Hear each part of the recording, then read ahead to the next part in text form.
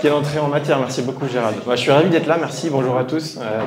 Et l'idée de ma présentation aujourd'hui, c'est de vous partager ce que je fais. Parfois, je fais des trucs un peu bizarres, mais de vous les partager. Ça peut vous donner des idées, ça peut peut-être vous inspirer. N'hésitez pas à poser des questions, je pense, en cours de présentation. Je suis parti j'ai réduit un peu le nombre de slides, j'en avais prévu beaucoup au départ, mais c'est juste aussi pour qu'on ait plus de place pour discuter ensemble. Et je suis là jusqu'à samedi, quoi qu'il arrive, donc faut pas hésiter à venir me poser des questions.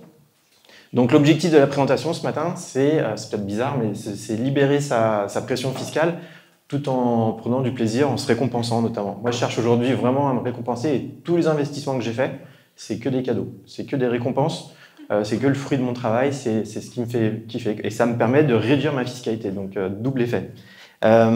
Avant de commencer, j'ai une petite question. Bon, c'est peut-être un peu bizarre comme première question, mais qui a le sentiment de payer trop d'impôts aujourd'hui? Pedro, il ne paye pas assez d'impôts. Bon. Ok. Bon, ça va, vous êtes aussi heureux que eux, apparemment, à payer des impôts, tant mieux. Je suis trop souvent surpris parce que en fait, c'est pas normal de voir autant d'entrepreneurs qui payent trop d'impôts. Aujourd'hui, celui qui doit payer de l'impôt, c'est le salarié. C'est malheureusement ça. C'est pas l'entrepreneur. L'entrepreneur, on va le voir, mais il a la capacité d'optimiser sa fiscalité, de décider combien il se paye, de comment il se paye. Et donc, il ne doit pas subir sa fiscalité. Au contraire, il doit être proactif là-dessus. Donc, je vais vous montrer un petit peu ce que moi je fais. Parce qu'en France, comme je dis, voilà, c'est le salarié qui subit la fiscalité. Le salarié demandera toujours plus de salaire et du coup, il paiera toujours plus d'impôts. L'entrepreneur, c'est un petit peu différent. C'est celui qui ne doit pas subir la fiscalité. Et pour moi, la France, c'est un paradis fiscal. J'ai marqué en tout petit, là, pour les entrepreneurs. Il ne faut pas trop le dire, mais pour moi, c'est un paradis fiscal, la France. Et si vous n'êtes pas d'accord, j'assure la SAV jusqu'à samedi matin. Voilà. Donc, comment faire? J'ai une heure ou deux voilà, pour optimiser votre fiscalité et la tourner justement à votre avantage pour aussi vous récompenser comme j'aime le faire.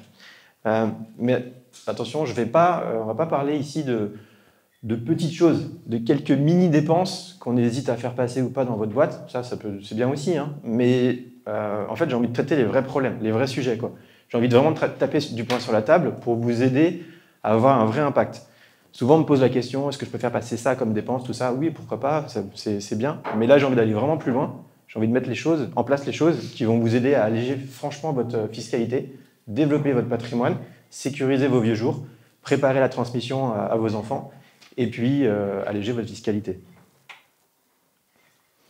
Donc voilà, les vraies actions avec des véritables impacts. Donc j'imagine que vous êtes prêts. Alors c'est parti. Et moi, j'ai appelé ça lutter contre les 4 boulets fiscaux qui freinent l'entrepreneur et ses projets. Donc j'ai identifié 4 impôts sur lesquels j'aime lutter. Je ne sais pas si vous avez une idée de ce que ça pourrait être.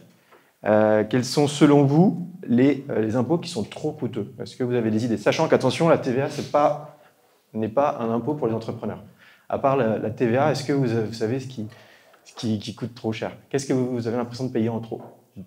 Les charges sociales sur votre rémunération, celle de vos équipes, l'IS, impôt sur les sociétés, sur les bénéfices, IR, impôt sur le revenu, ça fait 3. C'est top. Taxe sur les salaires, ça c'est quand tu n'as pas la TVA. Flat tax, ouais. Et la 4e chose que j'ai envie d'évoquer, moi, c'est la transmission. C'est les frais de succession, les frais de donation. Donc 4 choses. Les 4 boulets, franchement, sur la fiscalité. Donc, c'est les 4 boulets de poigne. Boulets de poigne, voilà, petit jeu de mots. Merci, on va applaudir.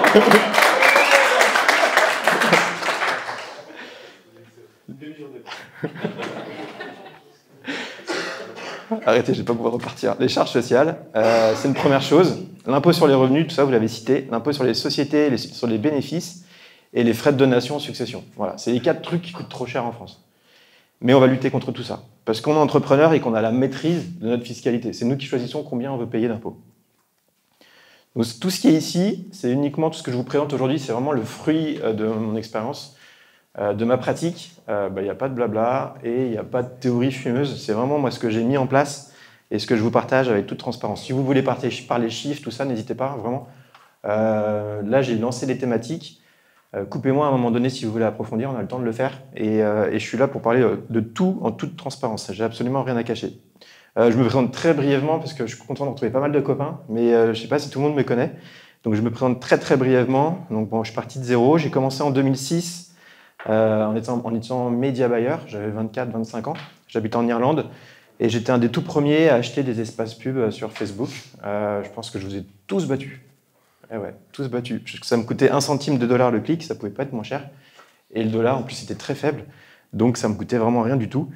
Ma première boîte, ça marchait bien. Je faisais ça en parallèle de mes études. J'étais à Dublin. J'avais un job la journée. J'étais contrôleur de gestion. J'allais en cours le soir à l'université de Dublin pour être expert comptable anglo-saxon. J'allais au pub, bien sûr, avec les copains derrière. Et puis, la nuit, j'avais automatisé pour faire du media buying. Donc ça marchait plutôt bien. Voilà, très, très bien même. Après, je suis revenu en France pour reprendre mes études pour devenir expert comptable. Je suis devenu expert comptable. Et 6 mois après avoir eu le diplôme, c'est 8 ans d'études, hein, c'est un petit peu long. Mais dès que j'ai eu le diplôme, j'ai eu la chance de pouvoir racheter un cabinet d'expertise comptable. Donc j'ai racheté une entreprise. À l'époque, il y avait une dizaine de collaborateurs. Ça faisait à peu près 1,5 million de chiffre d'affaires. Et c'est un cabinet que j'ai développé petit à petit. Je suis monté quasiment à 60 collaborateurs. Et finalement, j'ai préféré réduire ces 3 dernières années, on va dire. Pour aujourd'hui, j'ai 33 collaborateurs. Ça me suffit très, très bien. C'est suffisamment de travail pour moi. Mais voilà. Donc j'ai racheté un cabinet. J'en ai créé un autre en 2015 avec un pote.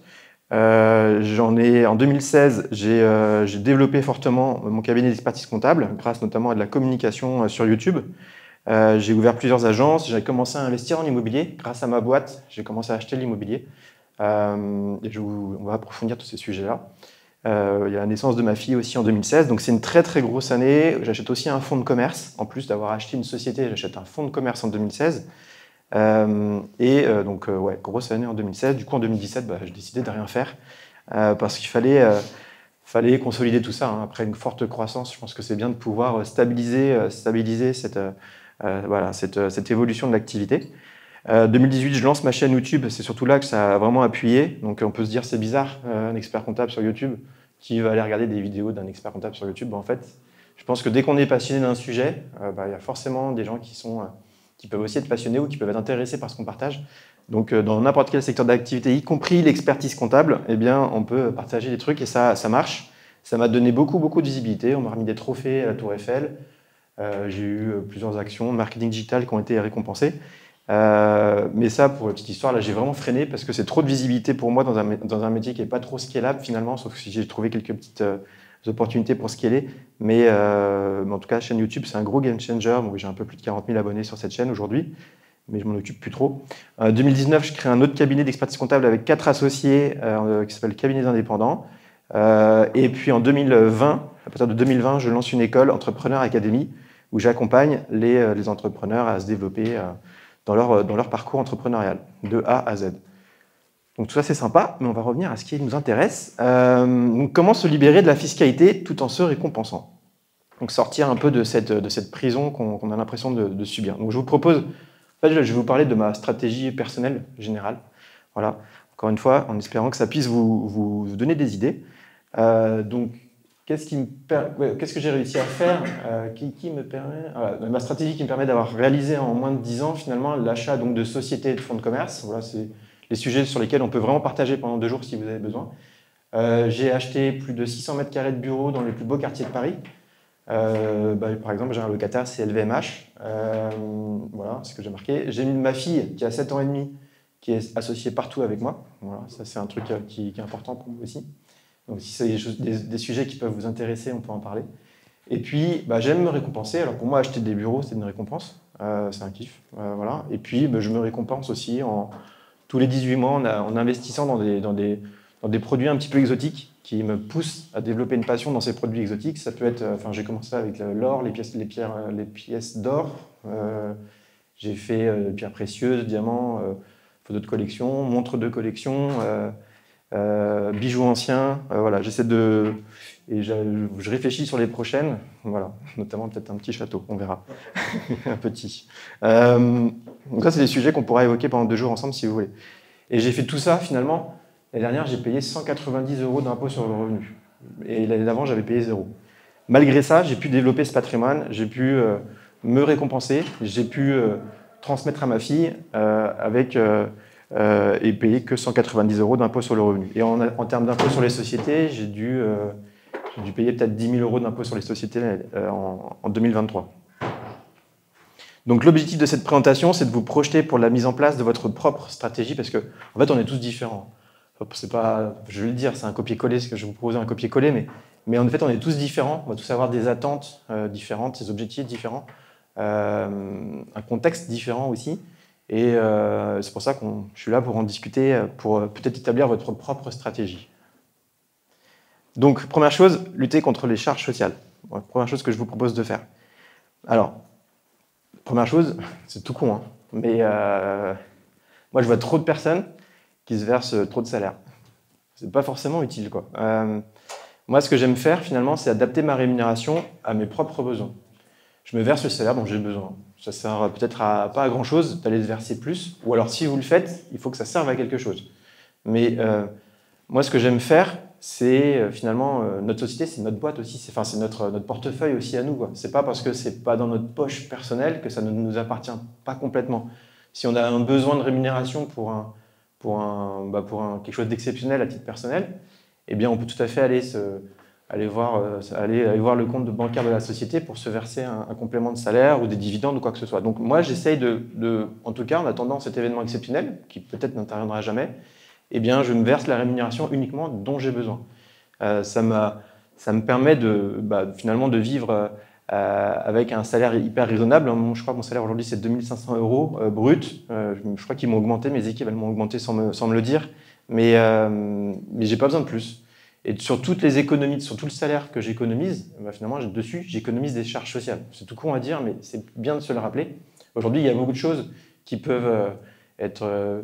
aujourd'hui, mais de manière générale, suivant votre activité, il y a quand même pas mal de choses qu'on peut faire passer sur la société. Il faut voir ce qui est laid ou ce qui ne l'est pas possible. Hein. Mais dans mon organisation, dans mon fonctionnement, dans ma manière de vivre, je m'investis beaucoup pour ma boîte, je travaille beaucoup. Ça me passionne en fait ce que je fais.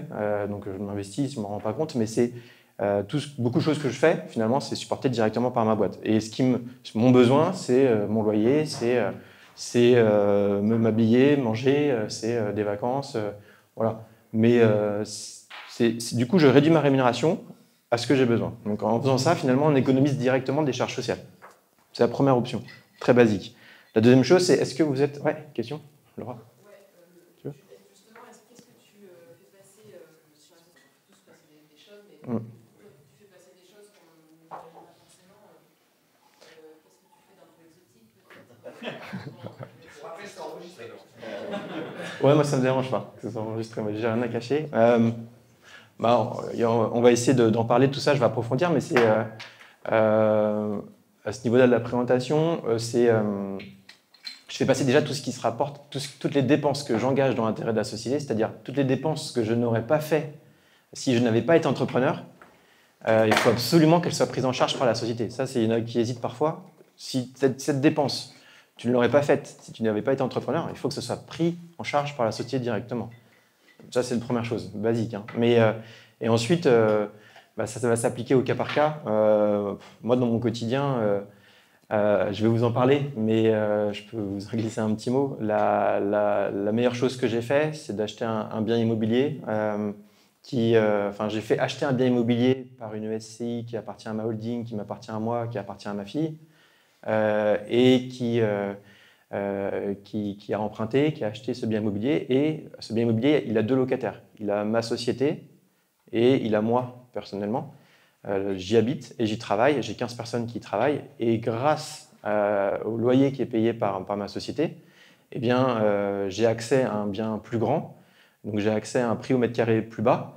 Et ça me permet d'habiter dans un lieu que je n'aurais pas pu habiter si j'avais été le seul à être locataire. Là, j'ai ma société qui est locataire. J'ai moi qui suis locataire. Et ça me permet d'avoir une capacité de rembourser un loyer plus important, donc d'habiter dans un lieu un peu plus exceptionnel que je n'aurais jamais pu me financer si j'avais été le seul locataire. On rentrera dans le détail. Vas-y. Par rapport à cette stratégie de baisser sa rémunération, ouais. Ça impacte forcément ta capacité d'endettement personnel. Donc du coup, tu fais ça parce que tu veux investir en pro, parce que tu investis en pro. Ouais. Jusqu'à présent, moi, c'est vrai que j'ai fait que ça. J'ai investi en pro. Après, quand j'ai racheté mon cabinet d'expertise comptable, j'avais à l'époque vendu mon appartement que j'avais acheté grâce à ma boîte en Irlande, grâce au media buying. Donc j'avais fait un apport en compte courant d'associé, j'ai prêté de l'argent à ma boîte et j'ai aussi, du coup, ma boîte a une dette envers moi, elle doit me rembourser tout ce que je lui ai prêté au départ. Donc si j'ai besoin de taper un peu dedans, je peux, mais c'est vrai que toute ma stratégie, pour l'instant, j'ai vraiment appuyé à fond sur le développement d'un patrimoine professionnel, parce que c'est ce qui m'a permis d'alléger ma fiscalité à titre professionnel. Et aussi indirectement à titre personnel, parce qu'en effet, je ne me verse pas forcément beaucoup de salaire, juste ce qu'il faut. Mais à un moment donné, il faut savoir équilibrer. Là, j'estime que j'ai un peu trop peut-être appuyé sur le développement d'un patrimoine professionnel. Et c'est bien de préparer aussi ces vieux jours. Et pour préparer ces vieux jours, alors patrimoine pro, ça aide, hein, mais pour préparer ces vieux jours, c'est bien d'aller aussi investir à titre personnel avec de la location meublée non professionnelle ou professionnelle. C'est aujourd'hui le meilleur moyen pour aller voilà, se préparer ces vieux jours. Oui, pardon. Bon, peut-être t'en parlera après, mais ouais. C'est quoi les critères pour que ta boîte finalement puisse acheter par exemple un bien immobilier? Est-ce que ça fonctionne comme pour un individu ou est-ce qu'il faut des bilans, un certain nombre de bilans comptables? Ouais, il faut rassurer le banquier en fait, c'est l'objectif. Et pour rassurer le banquier, il faut lui donner un maximum d'éléments dont il a besoin. Donc peut-être que tu n'as pas les 3 bilans, tu vas lui donner ce que tu as, mais il va falloir que tu le rassures malgré tout. Et tu vas le rassurer peut-être d'une autre manière avec une autre force que tu peux avoir. Peut-être un apport, peut-être des garanties, voilà. Mais le banquier, il faut le rassurer pour que tu aies accès au crédit et que tu aies accès dans les meilleures conditions. Donc si tu n'as pas les 3 bilans, il faut que tu lui apportes autre chose. C'est plus facile en pro qu'en perso ou c'est pareil Ça dépend un peu de ton activité. Ouais, j'ai un métier où j'ai du recurring dans mes revenus, donc ça plaît au banquier. Le banquier, il se dit l'expert comptable, il sait compter, donc il est rassuré de pouvoir me prêter. Donc il prête dans de très bonnes conditions. Mais là aussi, ça fait partie de l'enjeu de pouvoir trouver un juste équilibre avec le banquier. Ouais. Je continue gentiment, puisque je pense qu'il y a plein de choses. Voir. Il y a 120 slides, attention. Donc en tant qu'entrepreneur, c'est toi qui choisis combien d'impôts tu veux payer. Voilà, c'est un petit peu l'idée. Alors combien veux-tu payer d'impôts? Parce que c'est toi qui choisis. Donc on choisit le montant en fait. Hein. On choisit le montant qu'on veut se rémunérer. Bon, moi j'ai décidé de me verser, ou mes équipes ont décidé que je me verse 2 500 € brut par mois. Honnêtement, j'ai longtemps été à 1 200 €. Je n'ai pas besoin de plus. Ouais. Attends, est-ce qu'on peut s'arrêter sur Vas-y. C'est ton équipe qui décide de ton... Ouais. Pourquoi? C'est bizarre. Ouais. Là, c'est trop. J'ai une équipe bienveillante envers moi qui m'ont augmenté. Ouais. Pourquoi c'est ton équipe qui fixe ton salaire? Non, mais après, c'est mon bras droit. C'est mon équipe, quoi. C'est mon bras droit, c'est une collaboratrice, une salariée. Non. C'est pas ma femme. C'est eux qui gèrent la gestion de tes comptes perso? Non, même pas, mais il n'y a pas grand-chose à gérer quoi, dans mes comptes perso. Hein, mais... T'as un gros compte associé. Ouais, là, je dois avoir 300 000 balles. C'est pour ça, en fait, j'ai pas besoin d'avoir un vrai salaire. J'ai 300 000 balles de compte courant d'associé. Donc, si je veux taper, par exemple, de temps en temps, je me fais un kiff. Je me suis acheté une montre la semaine dernière. Ouais. Oui, pourquoi? Je comprends. Je sais pas, je sais pas te répondre. Ouais. Non, mais quoi qu'il arrive, je ne donne pas grand-chose. Donc, en fait, c'est plus judicieux, c'est eux qui m'ont mesuré ce qui était le plus opportun pour moi, en fait. Avec un salaire de 2 500 € brut, normalement, ça me permet de ne pas payer d'impôt sur le revenu. Là, j'ai payé 190 €, mais je pense qu'il faut se verser un salaire régulier. C'est ça qui est important aussi. Et un salaire qui convient un petit peu à notre besoin sur une projection d'année. Il faut éviter d'avoir des à-coups dans sa rémunération, parce que si on augmente sa rémunération, surtout sur un salaire, en fait, on va monter dans le barème progressif de l'impôt sur le revenu. Voilà. Et en fait, on s'est déjà dit, elles m'ont dit pour moi que 2 500 €, c'était un niveau d'équilibre. Le KR, c'était de ne pas payer l'impôt sur le revenu. Voilà, c'est raté, à 190 € quand même. Ça répond un peu à ta question. On en reparle? Ouais. Non, pas du tout. On en reparle. Donc en montant, c'est nous qui choisissons. Et puis en modalité aussi, s'il faut se verser des dividendes, s'il faut se verser un salaire. Les dividendes, c'est pas toujours intéressant. Hein. J'ai essayé de casser un petit truc vite fait. Là. Les dividendes, souvent, j'entends c'est parfait, les dividendes, c'est exactement ce qu'il me faut, je vais payer que 30%. Ça peut être intéressant, c'est clair, mais c'est pas intéressant pour tout le monde. Si votre salaire il est important, si votre impôt sur le revenu il est important parce que votre quotient familial il est faible, si vous payez trop d'impôt sur le revenu, pourquoi pas se verser des dividendes. Mais si vous ne payez pas d'impôt sur le revenu, les dividendes, ce n'est pas forcément intéressant. D'autant plus que vous ne cotisez pas à votre retraite si c'est important pour vous et quand vous versez des dividendes. Et puis, ce n'est pas une charge pour la société, ça ne fait pas réduire l'impôt sur les sociétés. Donc, dividende, attention, ce n'est pas toujours intéressant. Moi, je fais le point tous les ans avec mes clients, savoir si un arbitrage entre salaire, prime de fin d'année, ou s'il faut verser des dividendes. C'est important. Voilà. Et puis, dans tout ça, construire sa retraite, il faut l'intégrer aussi. Hein. Si on se verse un salaire, on paye des charges sociales et normalement, c'est un salaire qui est reporté des charges sociales. On cotise aujourd'hui pour avoir normalement une retraite demain. Moi, j'y crois pas trop, j'ai 42 ans. Je ne suis pas convaincu qu'on ait une retraite, donc je préfère me la faire moi-même. Mais voilà, si c'est important pour vous, il faut cotiser en charges sociales. Donc, lorsqu'on paye moins de charges sociales, on cotise moins à la retraite. Ça, c'est évident. Attends, je crois que j'ai oublié un truc, excusez-moi. Ouais, la forme juridique, je ne sais pas pourquoi je n'ai pas approfondi là-dessus. Il y a deux écoles, en fait. Soit on est en SAS, grosso modo, soit on est en SARL. On s'en fout que ce soit une SASU ou une URL, c'est pareil, c'est les mêmes conséquences. SASU, SAS, pareil. URL, SARL, c'est pareil. Soit on est en SARL, soit on est en SAS. L'avantage et l'inconvénient de la SARL, c'est notre taux de charge. Justement, il est plus faible. Si on ne veut pas trop cotiser à une retraite, la SARL, c'est plus intéressant. Si on veut plutôt se protéger pour nos vieux jours et qu'on préfère finalement cotiser à une retraite si c'est important pour nous, je ne sais pas s'il y en a que c'est important la retraite, malgré tout, quelques-uns, pas forcément. Mais si on ne veut pas trop cotiser à la retraite, il vaut mieux être en SARL qu'en SAS, quoi. On en a parlé un petit peu hier, c'est un point important. Donc voilà, je continue. Du coup, pour lutter contre l'impôt sur le revenu, c'est un petit peu dans la même logique. Hein. Il faut pas forcément, il faut se rémunérer ce qu'on a besoin, parce qu'encore une fois, plus on se rémunère, plus on paye d'impôt sur le revenu. À petite attention, alors, voilà, faut mesurer. J'ai mis mesurer les carottes fiscales sur les investissements que vous pourriez faire, les investissements immobiliers notamment. Voilà, c'est une petite. Faut voir si c'est vraiment une opportunité pour vous. Attention à ça. L'impôt sur les sociétés, là, c'est peut-être un plus gros pavé. Donc là, c'est ce que j'aime bien. Ce que vous allez aimer aussi, je pense.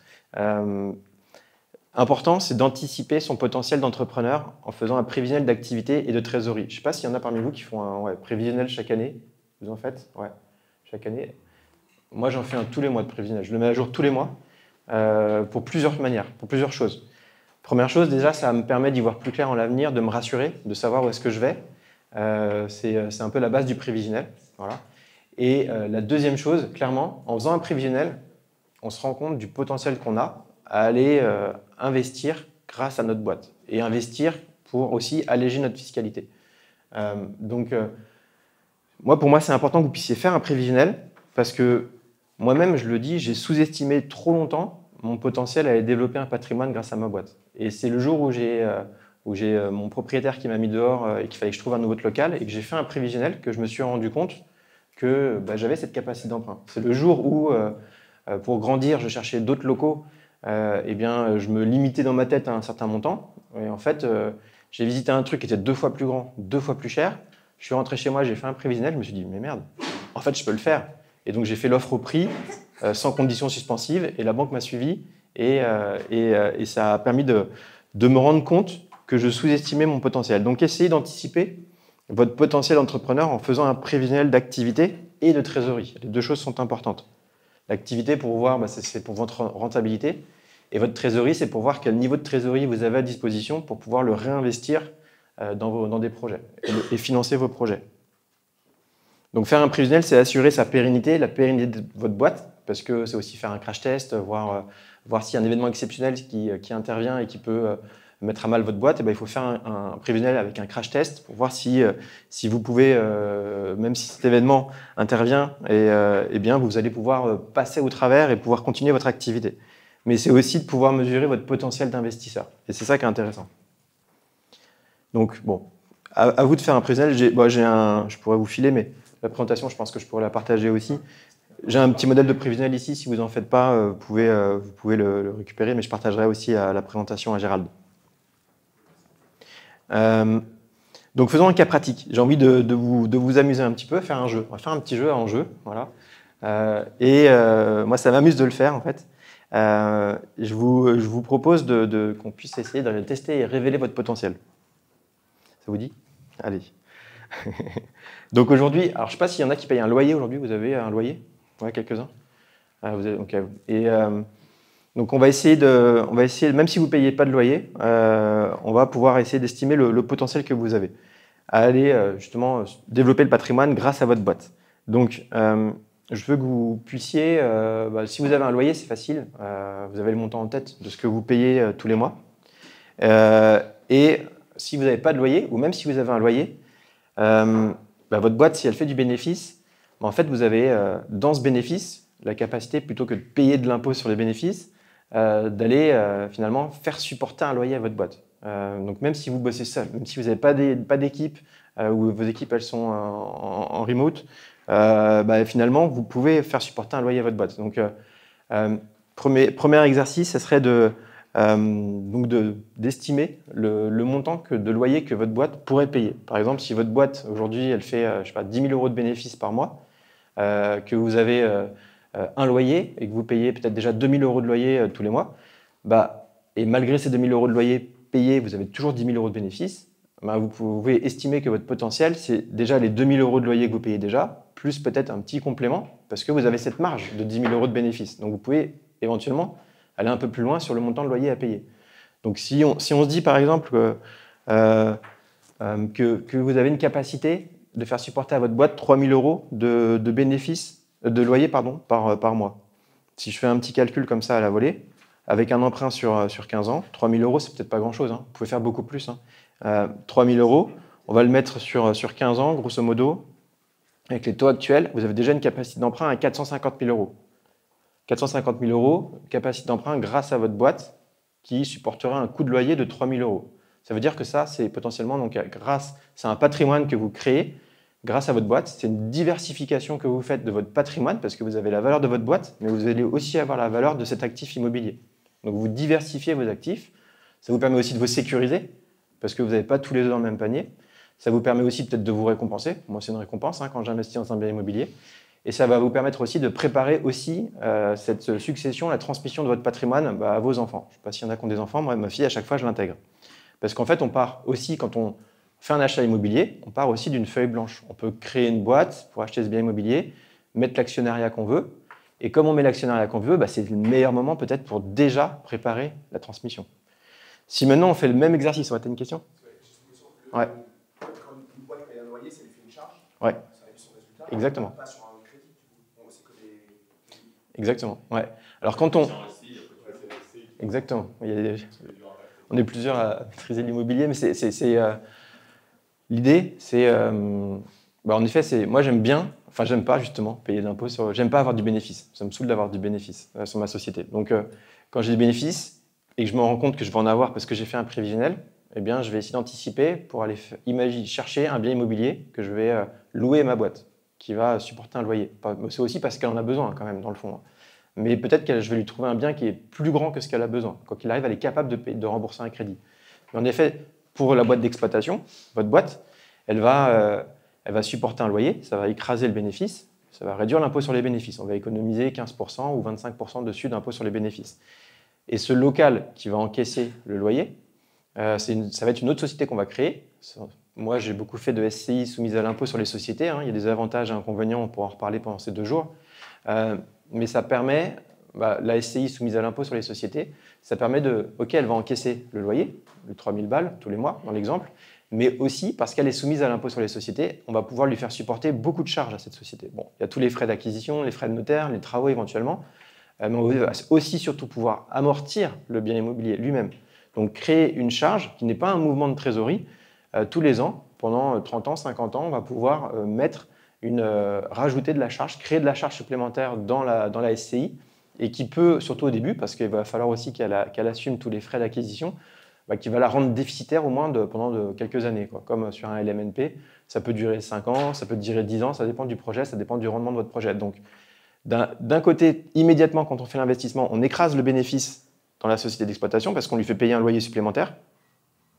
Et cette même année, ou l'année justement on investit, ou on consomme de la trésorerie pour pouvoir faire cet achat, dans la SCI ou dans l'autre société qui va acheter le bien immobilier, elle va encaisser les loyers, mais elle va aussi avoir tout plein de frais qui vont être financés par crédit en partie et qui vont aussi la rendre déficitaire comptablement et fiscalement. Donc on paye moins d'impôts sur la société d'exploitation, on n'en paye pas pendant plusieurs années sur la société qui achète le bien immobilier et qui va le mettre en location. Et après, on va voir qu'il y a d'autres mécanismes. On va creuser un peu plus. Ouais. C'est possible en nom propre. En nom propre, il y a plein. On achète un bien immobilier en nom propre, la boîte paye un loyer à nous-mêmes. Ouais, mais là, tu te fais foncer, là. Moi, je me suis fait éclater au contrôle fiscal. On veut pas que fiscalement. Tout est possible. Non, mais Fiscalement, c'est pas intéressant. laisse-moi parler. Ce qu'il dit, c'est que. Tu veux ça? Oui, elle a dit laisse-moi parler. On peut être déficitaire dans une SCIS, on peut aussi organiser un déficit en nom propre. Oui. Après, c'est un petit peu plus délicat, mais on peut le faire aussi. Déficit foncier, oui, je suis d'accord avec vous. Dès que tu es LMP ou LMNP, bon, tu te dis en fonction de comment est foutu le local, ça peut être aussi une Tu solution. loues de une cash out. société, tu peux pas faire du LMP avec une société. Tu peux faire du LMP en louant une société. Comment? T'es sûr de ça? Oui. C'est bon? Je dis des conneries ou pas? En fait. Non, mais c'est une idée, hein, moi je Ouais, ouais. Bah si, je vois pas ce qui nous empêche en tant que LMP de louer à une société, il n'y a aucun problème. Pour moi, il n'y a pas de problème. Ouais, c'est de l'habitation. Pas forcément. Bah, ouais. Tu peux Ah louer. non, non, non, pas forcément. Il y a des petites zones. Donc, il y a peut-être des spécialistes qui maîtrisent ce sujet-là. C'est pas de l'habitation, Donc le c'est un LMP. avis où tu le sais. Ah non, non, non, il n'y a pas d'habitation. Que tu lis le truc, il n'y a pas d'habitation à LMP. Tu peux louer du meublé à une société, mais ce ne serait pas de l'habitation en effet, mais tu peux louer du meublé à une société. Maintenant, faire du LMNP à une société, je ne suis pas sûr que ça puisse trop quand même. J'ai du mal à l'imaginer. Alors ça se fait Ouais. par exemple pour les J'ai du mal. professions médicales. Ouais. Ouais. Il y a des LMP qui font par exemple des locaux aménagés à des professions libérales médicales Oui, c'est vrai. où il n'y a pas forcément besoin de grosses infrastructures, genre des psychologues, où il n'y a pas besoin de trucs de ouf. En fait, ils sont souvent en mobilité pour des remplacements. par Ouais. exemple. Après, je pense qu'on trouve toujours des solutions pour adapter, mais je pense que ce qui est important. Ouais, Pardon, vas-y. mais tu veux dire louer à une société un bien et avoir un bien en bail meublé. Elle a un nom propre, elle a un nom. Ouais, après, c'est acheter un bien en nom propre et de le mettre en location à la société. Tu peux avoir une société, avoir un bail meublé avec cette société, Mais ou ça, alors tu c'est pas un bail meublé, c'est un bail dérogatoire dans lequel il sera mentionné qu'il y a des Ça va, t'es pas obligé de t'énerver. En plus, j'avais pas conscience pour dire que c'était possible. Ah ouais, non, mais laisse-moi. C'est ça, mais il n'y a aucune agressivité. Je comprends énormément si tu peux faire question d'une question. En fait, tu dis que tu n'aimes pas faire des bénéfices, mais pour faire la trésor, tu es quand même obligé de faire du bénéfice. Ouais, il y a une période où tu en fais un petit peu, ouais, complètement. Elle a quand même envie de voir combien tu as sur le compte avant de pouvoir te prêter. Du coup, Bah, en fait, il y a, surtout quand ta boîte est plutôt récente, les premières années, la banque elle a besoin d'être assurée, donc elle ne va pas forcément te prêter. Pendant ce temps-là, tu vas développer l'activité, développer un peu la trésorerie, parce que tu vas être trop jeune avec ta boîte pour aller faire un emprunt tout de suite. Tu n'auras pas tout ce qu'il faut pour que le banquier te soit rassuré. Donc certes, ces premières années, bah, tu charbonnes, tu fais du bénéfice, tu payes de l'impôt sur le bénéfice. Mais c'est avec cette trésorerie que tu peux faire, qui est là, mais qui va aussi être dans... c'est avec cette trésorerie-là que tu vas pouvoir faire en effet un apport. Et ensuite, tout le coût d'impôt sur les sociétés que tu as pu supporter pendant les premières années, finalement, ça reste un investissement parce que demain, tu vas faire des économies qui sont beaucoup plus importantes sur ton impôt sur les sociétés. Mais en effet, ça se fait par plusieurs phases. On ne va pas pouvoir le faire tout de suite. Ouais. Excuse-moi, j'ai juste une question sur le calcul parce que c'était intéressant. Tu disais, si tu as 10 000 € de trésorerie tous les mois, De rentabilité, ouais, de marge, ouais. de bénéfices, tu prends 3 000 €. Donc C'est un exemple. Ouais. ça veut dire qu'on pouvait prendre 2 000, on pouvait prendre 5 000. Tu peux prendre ce que tu veux. Moi, concrètement, ouais. Ouais, c'est ce que j'allais dire. Du coup, dans ton calcul, on est d'accord, tu prends les 3 000, tu les multiplies par 12 mois, tu as pris 15 ans. Ouais, j'ai mis 10. J'ai mis 10 mois pour que ça intègre un petit peu d'intérêt. Ouais. Ouais. Et donc tu déduis les intérêts, c'est pour ça que tu étais tombé à 450 000. Ouais, c'est ça. Le truc qu'il faut faire gaffe, c'est juste la taxe foncière, parce que c'est vrai que c'est un truc qu'on a en plus. Alors des fois, on peut dire que c'est pas grand chose, mais des fois, c'est 2 mois de loyer. Et ça peut vraiment, dans ta capacité, c'est pas pris en compte parce que là tu prends en compte les intérêts. Il ne faut pas oublier quand même qu'on a cet impôt en plus à régler, Ouais, ce qui fait que ton 3 000 balles est peut-être moins. Oui, mais parce que toi tu faisais les calculs, il disait qu'il avait investi en bureau, donc du coup la taxe foncière il a facturé au locataire, c'est pour ça. C'est lui-même le locataire. Oui, le locataire. Oui, c'est lui-même. C'est 10 000 € de marge qui parle, qui vont subir encore de la taxe Et foncière. ça, tu as eu des accords auprès des banques qui disaient ok, vous avez 10 000 € de marge, votre société elle a 5 ans, nous on finance de sous cette forme-là. Concrètement, mon dernier achat, j'avais 200 000 € de bénéfices dans mon prévisionnel. Ça me faisait chier. 200 000 € de bénéfices, on va dire ça faisait 40 000 € d'impôts sur les sociétés. Ça me faisait chier. Je me suis dit, ça tombe bien, j'ai un endroit où mes équipes elles sont un petit peu à l'étroit dans les bureaux. Et en plus, je suis locataire et en plus, le bail il se termine. Donc, je vais aller chercher un bien immobilier. Et en fait, j'ai acheté un bien immobilier avec un loyer que j'ai fait supporter à ma boîte à 17 000 euros par mois. Donc ça fait 200 000 balles à l'année et j'ai totalement écrasé mon bénéfice en faisant supporter un loyer à ma société d'exploitation. Et ce loyer, il allait vers une société qui m'a permis d'acheter un bien immobilier à 3 millions et quelques. Donc ce que tu es en train de dire, ça veut dire que si on a 10 000 euros de bénéfices, tu peux tout à fait utiliser tes 10 000 euros. Ouais. Ok. Et 10 000 euros, si on refait le calcul, parce que là on a fait juste un calcul à 3 000, ce qui est déjà pas mal. 3 000, ça fait 450 000. Si tu fais 10 000, donc moi je multiplie par 10 pour effacer un petit peu toutes les charges d'intérêt ou les autres coûts.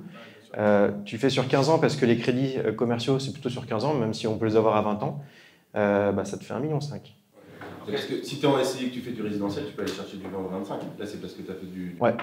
Moi, je l'ai sur 20 ans, mon crédit, donc ça reste intéressant. Ouais. Mais ça fait déjà une belle capacité, quoi. Complètement. Vas-y, je t'en prie. Mais du coup, avec ce système, j'imagine que tu te fais peu de distribution de dividendes, en tout cas avec tes associés. Ouais. Alors déjà, je ne me fais pas de dividendes parce que j'ai pas besoin. En fait, j'ai un compte courant d'associé de 300 000 euros, donc j'ai pas besoin de me verser encore une fois trop d'argent. J'ai mon petit salaire pour faire une petite protection sociale. Et l'idée, c'est de... si tu veux vraiment accélérer les investissements immobiliers, fais-le dans ton environnement professionnel. C'est ce qu'on disait, ce qui coûte cher en France, c'est de faire passer de l'argent de la poche pro vers la poche perso. C'est une charge sociale et impôt sur le revenu. Mais si on laisse l'argent dans notre environnement professionnel, on n'a pas ces frottements fiscaux-là, donc on a plus de trésorerie dans notre poche, donc on peut plus apporter et donc on peut plus emprunter. Et donc là, ça va très très vite en termes d'investissement immobilier ou autre. Et moi, c'est ce que j'ai fait en tout cas. Ouais.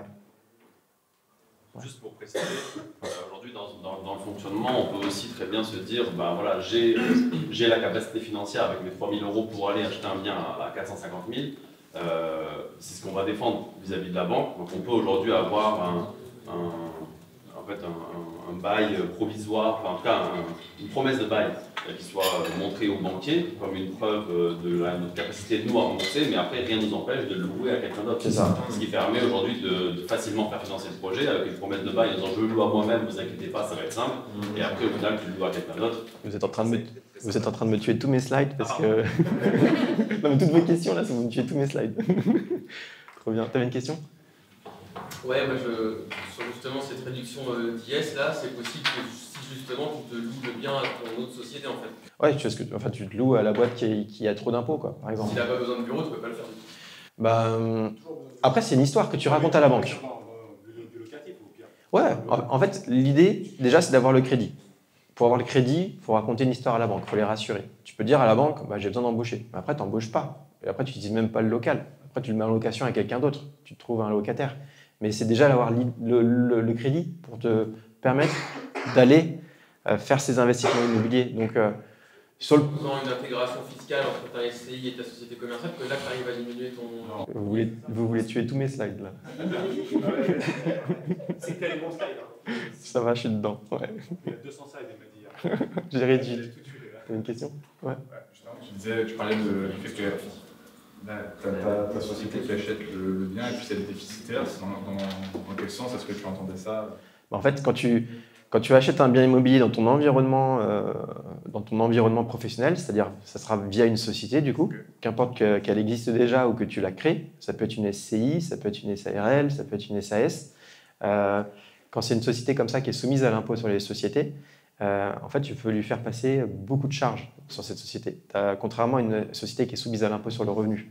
Et donc, dans ces charges, tu fais passer tous les frais d'acquisition, mais tu fais aussi passer l'amortissement du bien immobilier lui-même. Donc, en fait, tu rends déficitaire, grâce à toutes ces charges, tu peux rendre déficitaire le bilan de ta société.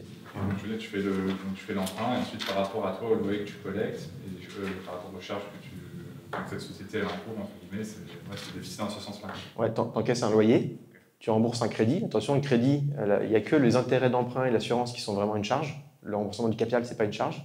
Mais parce que c'est une société soumise à l'impôt sur les sociétés, tu peux rajouter d'autres charges qui sont notamment l'amortissement. Tu as tout le coût du bien, toute la valeur du bien immobilier qui passe en charge au fur et à mesure que tu l'amortis. Donc c'est intéressant.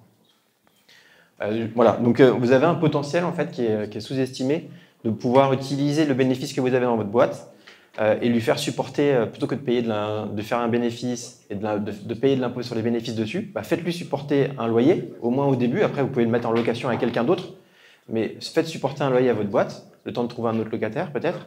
Et pendant ce temps-là, ça vous écrase. Déjà, ça vous permet d'avoir le financement, parce que la banque, elle va voir que le locataire, il est sérieux. C'est vous, en fait.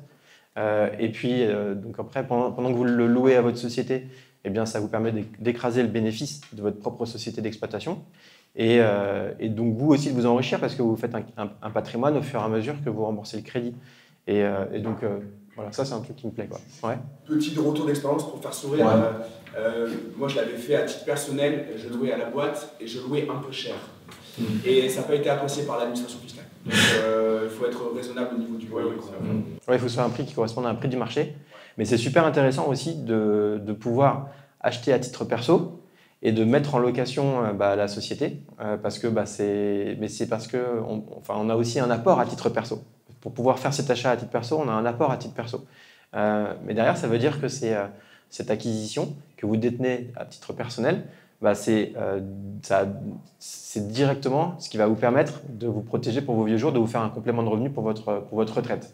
Si ça reste dans la boîte, bon, ça peut être sorti pour vous emmener à titre perso, pour vous rémunérer pour vos vieux jours, mais il y a tous les frottements fiscaux qu'on connaît, charges sociales, impôt sur le revenu, quoi. Et après, là, je ne vais pas rentrer tout de suite dans le détail, mais il y a plein de choses. On a 2 jours pour en parler, hein. Vraiment, il y a tellement de choses à partager que 2 jours sont limite pas assez pour qu'on échange sur tous les sujets. Voilà. Mais en tout cas, ce qui est important aussi, c'est pouvoir faire un prévisionnel, faire un business plan pour vous rendre compte de votre capacité d'emprunt que vous avez grâce aux bénéfices de votre boîte. Ça, c'est vraiment un point essentiel, un point clé vraiment à faire. Donc, faites cet exercice, c'est même rigolo et c'est kiffant de savoir qu'on peut pouvoir diversifier nos actifs et répondre économiser notre fiscalité, transmettre ce patrimoine, donc c'est intéressant. Mais c'est pas tout en fait. C'est pas tout. On va pouvoir optimiser un petit peu cela parce que, comme je vous disais, en fait, on est entrepreneur, donc on est 2, quoi. On est nous, personnes physiques, et puis notre société ou nos sociétés. Et donc on est 2 finalement à pouvoir emprunter. On est 2 à pouvoir payer un loyer. Donc on est 2 fois plus fort, voire beaucoup plus fort, parce que notre société en fait elle est plus forte que nous pour aller développer ce patrimoine. Elle est plus forte que nous, notre société. Donc l'idée, c'est de pouvoir cumuler les capacités d'emprunt qu'on a à titre perso et à titre pro. Et ça, c'est ce que j'ai fait. Comme je vous disais, donc j'ai acheté un grand appartement dans le 9e, 250 mètres carrés.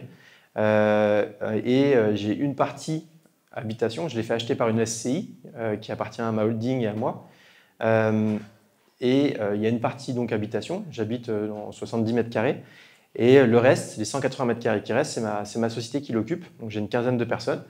Ma société, elle paye un loyer pour ça. Et moi aussi, je paye un loyer pour ça. C'est normal parce que le bien appartient à quelqu'un d'autre, en l'occurrence à une SCI. C'est normal qu'on paye que chacun un loyer à une SCI. Et ce budget-là aussi doit correspondre à un prix de marché. Alors, il faut argumenter un petit peu. Concrètement, sur ce bien, j'ai un crédit à 7 500 € par mois. Donc, ma SCI rembourse 7 500 € par mois de crédit. J'ai emprunté 1,4 million, un truc comme ça.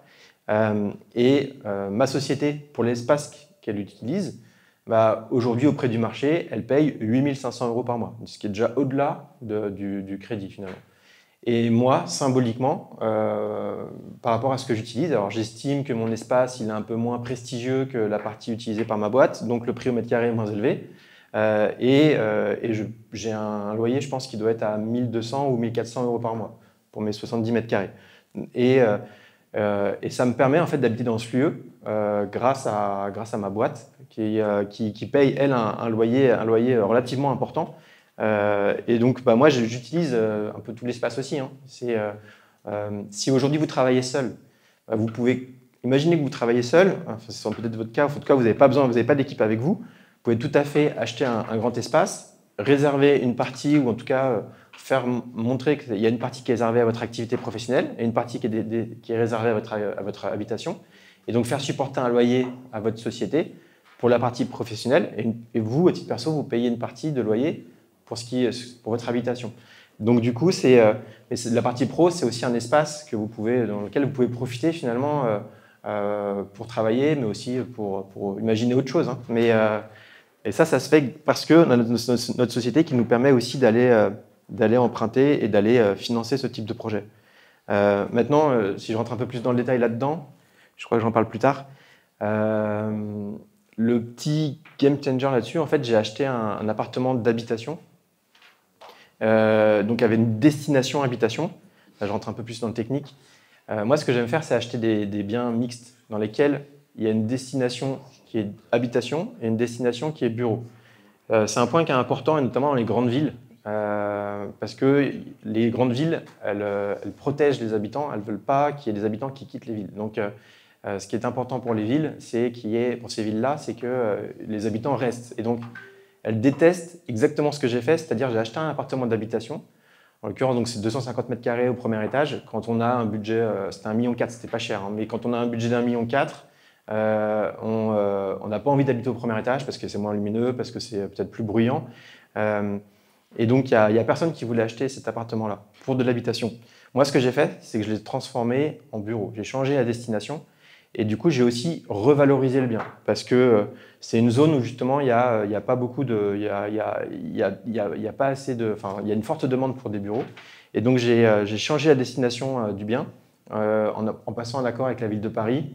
Voilà, c'est des choses qui peuvent être faites. Je ne sais pas si vous voulez qu'on rentre dans le détail, mais j'ai passé un accord avec la ville de Paris, j'ai acheté de la commercialité, j'ai fait de la compensation, c'est-à-dire que pour pouvoir transformer de l'habitation chez moi en bureau, j'ai dû financer dans le même secteur, dans le 9e arrondissement, mais dans le même secteur, pas que dans le 9e. J'ai dû financer la transformation d'une imprimerie, donc de commercial, en habitation, en l'occurrence en HLM. Donc j'ai fait de la compensation, ça m'a permis finalement de transformer un appartement d'habitation à 1,4 million, dont personne ne voulait parce que c'est un premier étage, finalement en local commercial, qui là cette fois-ci est beaucoup plus recherché. Donc j'ai acheté quelque chose à 5 700 du mètre carré, qui finalement vaut beaucoup plus cher parce que dans ce secteur, la commercialité, les mètres carrés de commercialité valent beaucoup plus cher que des mètres carrés d'habitation. Voilà, petite idée comme ça. Ouais. Vas-y. Concernant la location de la résidence principale, enfin, tu loues ta RP dans une SCI LIS. Aujourd'hui, le truc qu'on a fait, nous, c'est qu'on a fait un bail meublé. Donc, du coup, tout le mobilier a été acheté par la SCI, tout l'entretien est fait par la SCI, la piscine, tout, le jardinage. Donc, du coup, on a réduit encore au maximum les frais que nous on a, même l'électricité. On a mis de l'électricité, le chauffage, tout dedans. Ce qui fait que notre loyer, comme toi, de 1 400 ou 1 500 euros par mois, bah, il est net et on n'a rien d'autre à payer dessus. Tout le reste est supporté par la SCI, donc par les banques. Et en faisant ça, en fait, tu réduis ton besoin de rémunération à titre perso. Donc tu réduis tes charges sociales, donc tu réduis ton impôt sur le revenu aussi, quoi. C'est un peu l'idée, quoi. Donc l'idée, voilà, c'est ça, c'est d'utiliser la capacité d'emprunt de la société pour se récompenser. Ouais, t'as une question? Ouais. Une question sur la partie bureau, si tu as une boîte où c'est en full remote par exemple, est-ce que tu dois justifier d'une certaine présence des salariés dans les bureaux, enfin des collaborateurs? Il n'y a personne qui te demandera. Toi, tu as besoin d'un espace pour travailler, quoi qu'il arrive. Voilà, ça peut être cet espace-là. Et puis peut-être que de temps en temps, tu as des salariés qui passent. Considérer que 200, l'administration fiscale considère que 200 mètres carrés pour quelqu'un pour travailler, c'est... Tu peux dire que tu fais des événements, tu reçois du monde, potentiellement tu as tes équipes qui viennent et quand elles viennent, elles sont toutes là et du coup, tu as besoin d'un espace. Tu as toujours une histoire à raconter, quoi. Il faut que ce soit une histoire qui soit cohérente. Donc ça veut dire que des salles de réception peuvent être suffisantes pour justifier le fait que ce soit un bureau? Oui, complètement. Ouais. La première chose, c'est de raconter déjà une belle histoire à la banque parce qu'ils vont regarder ton histoire pour la financer, pour voir si ça tient la route. Et après, c'est en effet pour l'administration fiscale, mais en soi... Et autre petite question par rapport à cette stratégie, tu l'as fait plusieurs fois ou tu l'as fait qu'une seule fois? Parce que si tu vas voir la banque et que tu lui dis, bon ben voilà, je vais financer ça pour ma société, il te finance au début une fois, justement parce que tu as raconté la belle histoire. Mais il y a plusieurs solutions, soit tu vas voir une autre banque et tu racontes la même histoire à une autre banque et du coup, il te finance de la même manière. Pour l'habitation, tu veux dire? Pour l'habitation et bureau, au même endroit? Bah, après, tu peux déménager d'habitation aussi personnellement. Hein. Mais la seule chose, c'est que si le bien, il est mixte, il a une destination habitation et bureau, bah, c'est plus difficile peut-être à revendre. C'est une problématique de revente parce qu'il faut que ça intéresse un acheteur qui ait cette mixité. Moi, j'essaie de pousser les entrepreneurs que j'accompagne à chercher ce type de bien et ils sont difficiles à trouver. Donc, mais c'est parce que les agents immobiliers sont pas trop au courant de cette mixité. Alors, je parle pas de la mixité du bien, je parle du financement en lui-même. La banque, ils t'ont dit ok, on finance 1,5 million. Tu vas les revoir l'année d'après en disant bah voilà, j'ai de nouveau de la trésor, j'ai envie de financer, ça pose aucun problème, tu racontes la même histoire. Je vois pas trop ce qui peut gêner. Supplémentaire. Non mais je suis d'accord, mais du coup ils peuvent se dire bah attends, tu l'as déjà financé l'année dernière, on va pas vous financer. Tu as le droit de déménager régulièrement. Ouais. Ok. Ouais. Ah, mais du coup il faut justifier d'avoir vendu l'autre ou tu dis juste que. Non, pas forcément. Ouais, tu peux le mettre en location à quelqu'un d'autre. Ouais, complètement. Attends, il y a une question derrière. Ouais, Charles. Ouais, non, juste en complément, moi j'ai à peu près le même système que toi là-dessus, à part je l'ai pas fait, j'ai pas levé, je l'ai fait sur la trésor. Et un avantage non négligeable dans notre quotidien, c'est qu'on a du personnel du coup qui est là pour la partie bureau, qui est payé par la boîte. Donc forcément, on sait qu'elle travaille aussi pour nous à titre personnel. Et donc ça, c'est un avantage vraiment non négligeable. En termes de confort de vie, c'est vraiment très bien. Une personne qui fait de l'entretien, etc. On a juste dû créer un établissement, je crois. Ouais. On a juste dû créer pour qu'il n'y ait pas de problème au niveau de son assurance d'accident du travail. Mais sinon, on a fait ça aussi. Tu m'expliques comment tu passes la gouvernante en prêt-société? C'est ça. D'accord. Là, du coup, la stratégie dont tu parles, j'ai l'impression que tu parles beaucoup d'immobilier, donc c'est sous-tendu par tes besoins perso et d'entreprise, etc., que tu vas faire passer là. Et finalement, l'immobilier, c'est absolument pas c'est un moyen. On t'a passé, mais c'est pas ce qui a la plus haute rentabilité, on va dire, dans les différentes formes d'investissement. Par exemple, je te prends un exemple, tu achètes une entreprise, voilà, une plus haute rentabilité, du coup, est-ce que c'est pas plus... Je suis d'accord. Non, je suis d'accord. On parle beaucoup d'immo et du coup, c'est pour ça que pour moi, le meilleur investissement, ça reste d'acheter une boîte qui fonctionne. Parce que ça va t'ouvrir d'autres perspectives aussi pour aller investir pour d'autres sujets. Pour moi, c'est le meilleur investissement. Moi, ça a été mon meilleur investissement. Voilà. Est-ce que les conditions sont les mêmes du coup que pour l'IMO ou est-ce que c'est plus dur de faire cette stratégie appliquée au rachat par exemple d'une entreprise? Alors, c'est une autre stratégie. Si tu veux racheter une boîte, c'est d'autres conditions de financement. Mais c'est pour moi le meilleur investissement. Mais à un moment donné, c'est une bonne question. À un moment donné, moi, ce que je me suis dit, ma boîte, c'est bon. Elle a développé, elle a pris de la valeur. Il faut que je diversifie un petit peu mon risque. Et c'est là que j'ai commencé aussi à mettre en place ces investissements immobiliers qui sont un actif, qui sont une sécurité. Moi, j'ai beaucoup du patrimonial. Je ne cherche pas forcément la rentabilité, parce qu'en plus, c'est du patrimonial que je ne vais jamais revendre, que je vais transmettre à ma fille. Donc, je n'ai pas cherché la rentabilité, mais l'immobilier, c'est un moyen pour pouvoir diversifier tes actifs. Et ta boîte, elle est totalement légitime pour t'aider à développer ce patrimoine immobilier. Voilà. Et après... donc tu fais un premier investissement immobilier, après tu peux faire d'autres investissements, ça peut être crypto, à travers même tes sociétés, tu peux le faire. Après ça peut être plus exotique comme j'aime faire. Tout est possible, quoi. Ouais, tu y vas par étapes par rapport... C'est un plan d'action qui est une stratégie qui est vraiment la tienne, ça dépend vraiment de chacun, et de ton envie de risque, de ton envie de rentabilité, de kiff. Voilà, tout est possible. Je pense que ce qu'il évoque, c'est plutôt d'avoir un bénéfice qui sert à rien, que tu sois tabassé dessus, autant capitaliser. C'est ça. Faire quelque chose d'utile, mais pas forcément chercher la rentabilité, le méga cash avec les immobiliers, mais plus capitaliser contre ce dont je parlais, c'est carrément pas faire de l'immobilier dans le sens où la rentabilité, par exemple, je prends un exemple, moi si je voulais faire une stratégie comme ça m'intéresserait plus par exemple de racheter un e-commerce. Ouais, pourquoi pas. Mais c'est pas... Tu cherches pas du rendement. Ouais. Toi, tu cherches le rendement, et moi, je cherche plutôt déjà à réduire aussi le bénéfice. Alors, c'est bien de chercher le rendement, tu as raison, c'est plus proactif, c'est plus ambitieux, c'est... L'un ne va pas sans l'autre. Tout est bien, quoi. Voilà. Mais à un moment donné, je pense que quand tu as suffisamment développé, tu vas te rendre compte que tu vas te satisfaire de ce que tu as, et tu vas te diversifier avec d'autres choses qui sont plus sécurisantes aussi. La difficulté d'emprunt, enfin le temps entre faire du mot et faire un truc plus risqué comme ça, c'est énorme, parce que c'est un peu plus dur, mais tu peux le faire quand même, quoi. Tu vas le sentir quand tu vas vouloir le faire. Mais tu vas prendre des 10 cas de bénéfices. Tu vois, si tu voulais faire un emprunt plutôt pour acheter, admettons, une boutique e-commerce, on va dire, c'est comme ça. Tu vois, est-ce que ce serait... non, mais c'est possible. Ta boutique e-commerce, normalement, derrière, elle va te faire du bénéfice aussi, donc ça va accroître ton bénéfice, donc c'est très bien, tu vas vouloir développer. Oui, elle va financer, tu vas être en phase de développement de chiffre d'affaires, de valeur de société, tout ça, mais quand tes sociétés, elles ont suffisamment de valeur, tu as peut-être envie de te dire, ok, mes boîtes, elles valent cher, on ne sait jamais ce que l'économie peut devenir demain, est-ce que c'est pas bien de diversifier un petit peu? Comment je vais diversifier? Comment je vais me sécuriser? Je vais faire peut-être de l'immobilier, peut-être que je vais faire des cryptos, peut-être que je vais faire autre chose.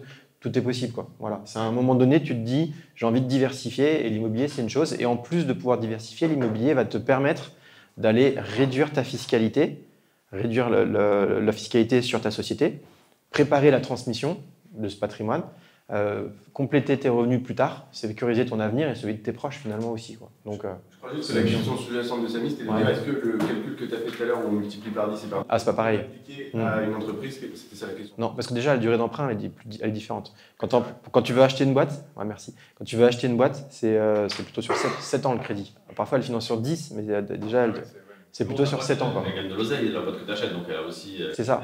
de l'argent. Moi, quand il en considère qu'il génère zéro.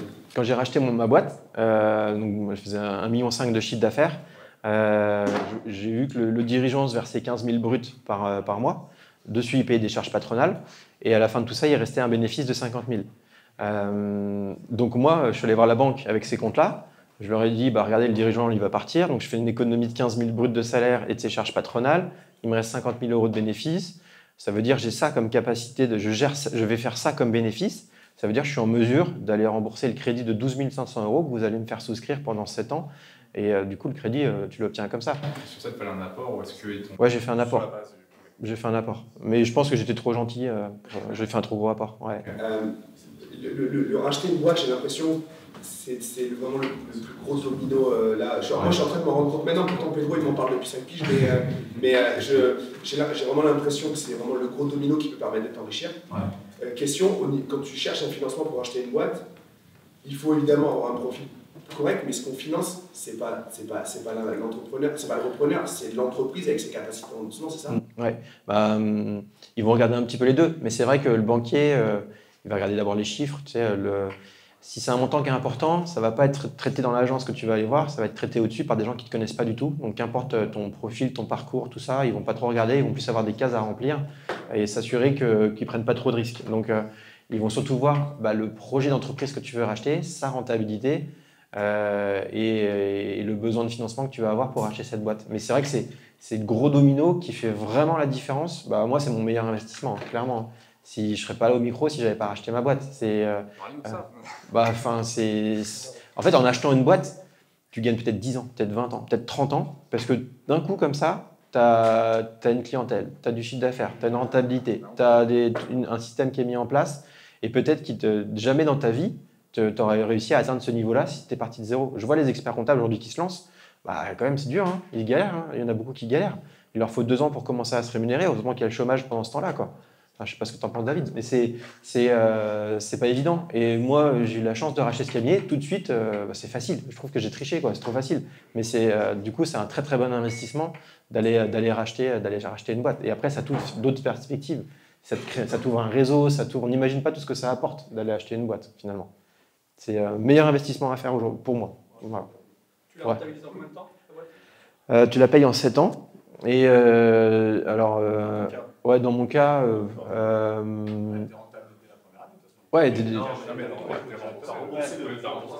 j'ai dû rembourser. Le crédit était sur 7 ans. Je pense que c'était peut-être 4 ans de bénéfices, un truc comme ça, ou 3 ou 4 ans de bénéfices, entre 3 et 4. Ouais, 3 et 4 ans de bénéfices. Ce qui est raisonnable comme prix, quoi. C'est hyper raisonnable. Avant retraitement, sans compter les 200K que le mec se prenait.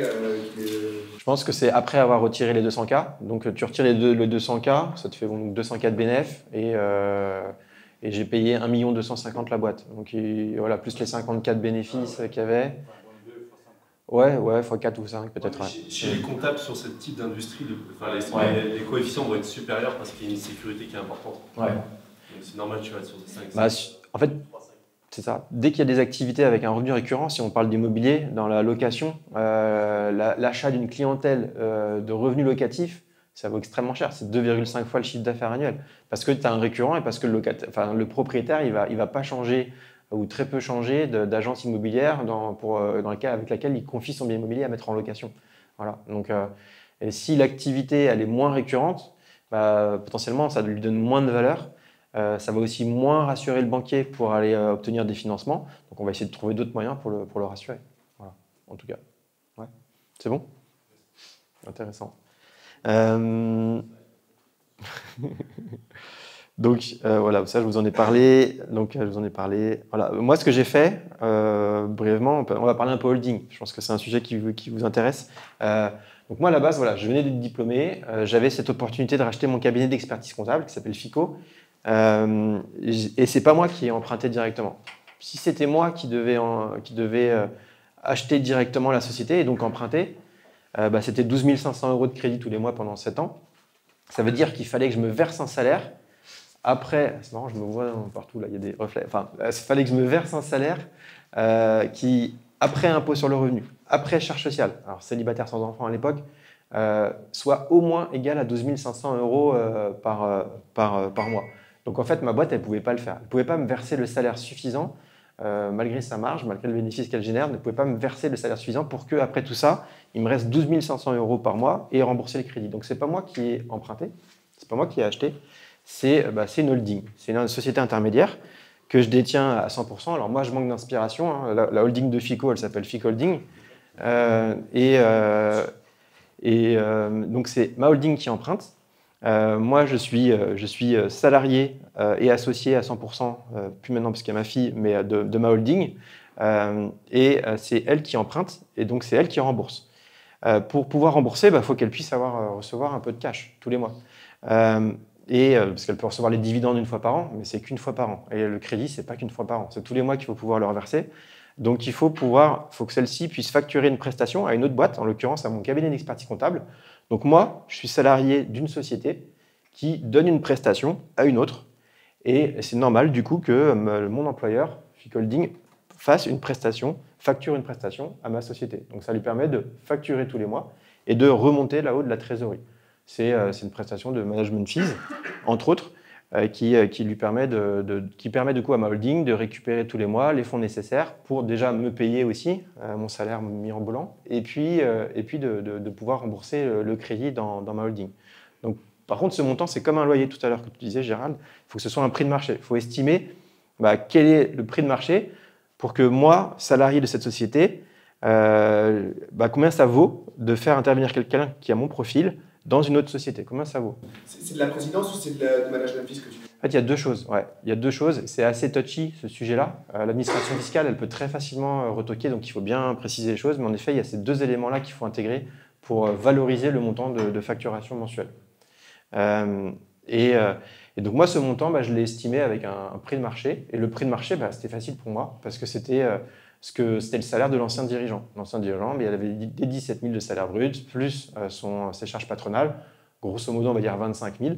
Donc c'est normal que ma holding facture 25 000 €, parce qu'il y a déjà, ça se faisait déjà depuis 10 ans dans la boîte. C'est normal que ma holding facture 25 000 € à ma société, qui récupère du coup 25 000 € hors taxe tous les mois. Ça lui permet de rembourser le crédit et de me verser un salaire. Voilà. Et c'est comme ça que je peux faire l'opération. C'est parce que du coup j'économise charge sociale, j'économise impôt sur le revenu. C'est monstrueux, hein, sur un salaire à 12 500 € net. Ça me permet de faire l'opération encore une fois.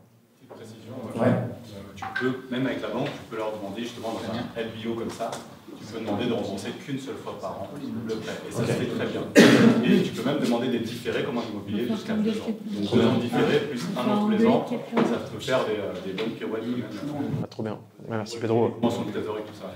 Enfin pour les management, tout ça. Ouais, ça facilite. Ça permet de rembourser des dividendes dès le début. Si l'entreprise est directement, tu peux te verser des dividendes en prenant tout de suite des dividendes d'avance pour pouvoir rémunérer directement le truc. Ça peut être aussi pas mal ça. Ok. Top, merci pour la précision. Donc, du coup, c'est vrai que ce qui est touchy là-dessus, c'est le montant des management fees. Donc si on le fait passer uniquement par des dividendes, on annule un risque fiscal qui est important. Je ne vous le cache pas, mais il faut pouvoir argumenter sur ce montant-là. Donc il faut monter un dossier, il faut le préciser. Est-ce que je peux demander une poser des questions, et aussi pour David, mine de rien, cette histoire de présidence, moi je ne l'ai pas comprise. Management fees, présidence. Présidence, est-ce que c'est un salaire ou est-ce que c'est une facturation comme le management fees? C'est une facture. Une facture. Il faut qu'elle soit justifiée. Mais ça veut dire qu'il faut qu'elle soit animatrice là, à la holding, non? C'est-à-dire qu'il faut que. Dans tous les cas, elle est toujours animatrice dans le genre de montage. Non, c'est pas ça. Là, la loi de finances 2024, elle vient de retoquer ça justement. Ouais, c'est pas ça. J'avais une phrase hier sur ça. Et c'est assez costaud quand même. Il faut faire attention à tout ça. Il faut avoir quelqu'un, presque une assistante dans la holding pour qu'elle soit pas active. Moi, je vous résume sans être comptable. Comme ça, vous le Oh putain. Management fees, il faut le justifier. Présidence, tu fais ce que tu veux. Oui, pour moi, c'est un salaire la présidence. Non, c'est la même facturation, c'est la même chose. Et nous, on a des flux, à la fin, on décide de ce que c'est. Mais souvent, c'est la présidence parce qu'on n'a pas besoin de justifier ce qu'il y a dedans. Management fees, ça doit rentrer dans le contrat. Je l'ai compris comme ça. Management fees, il faut justifier des moyens humains, matériels que tu mets en face pour facturer une prestation que tu serais amené à acheter ailleurs. Et la présidence, c'est le prix du marché de ce que tu vaux toi en tant que personne qui facture tes prestations de direction, d'entreprise courante. Et personne n'est capable de dire ce que ça vaut, vu qu'il faudrait des comparables, et des comparables, le fisc n'en a pas. C'est comme du salaire PNF en fait, la présidence. Il ne faut pas parler il faut oublier la notion de salaire au sens salarié. Il faut juste se dire qu'on a une société qui facture des prestations.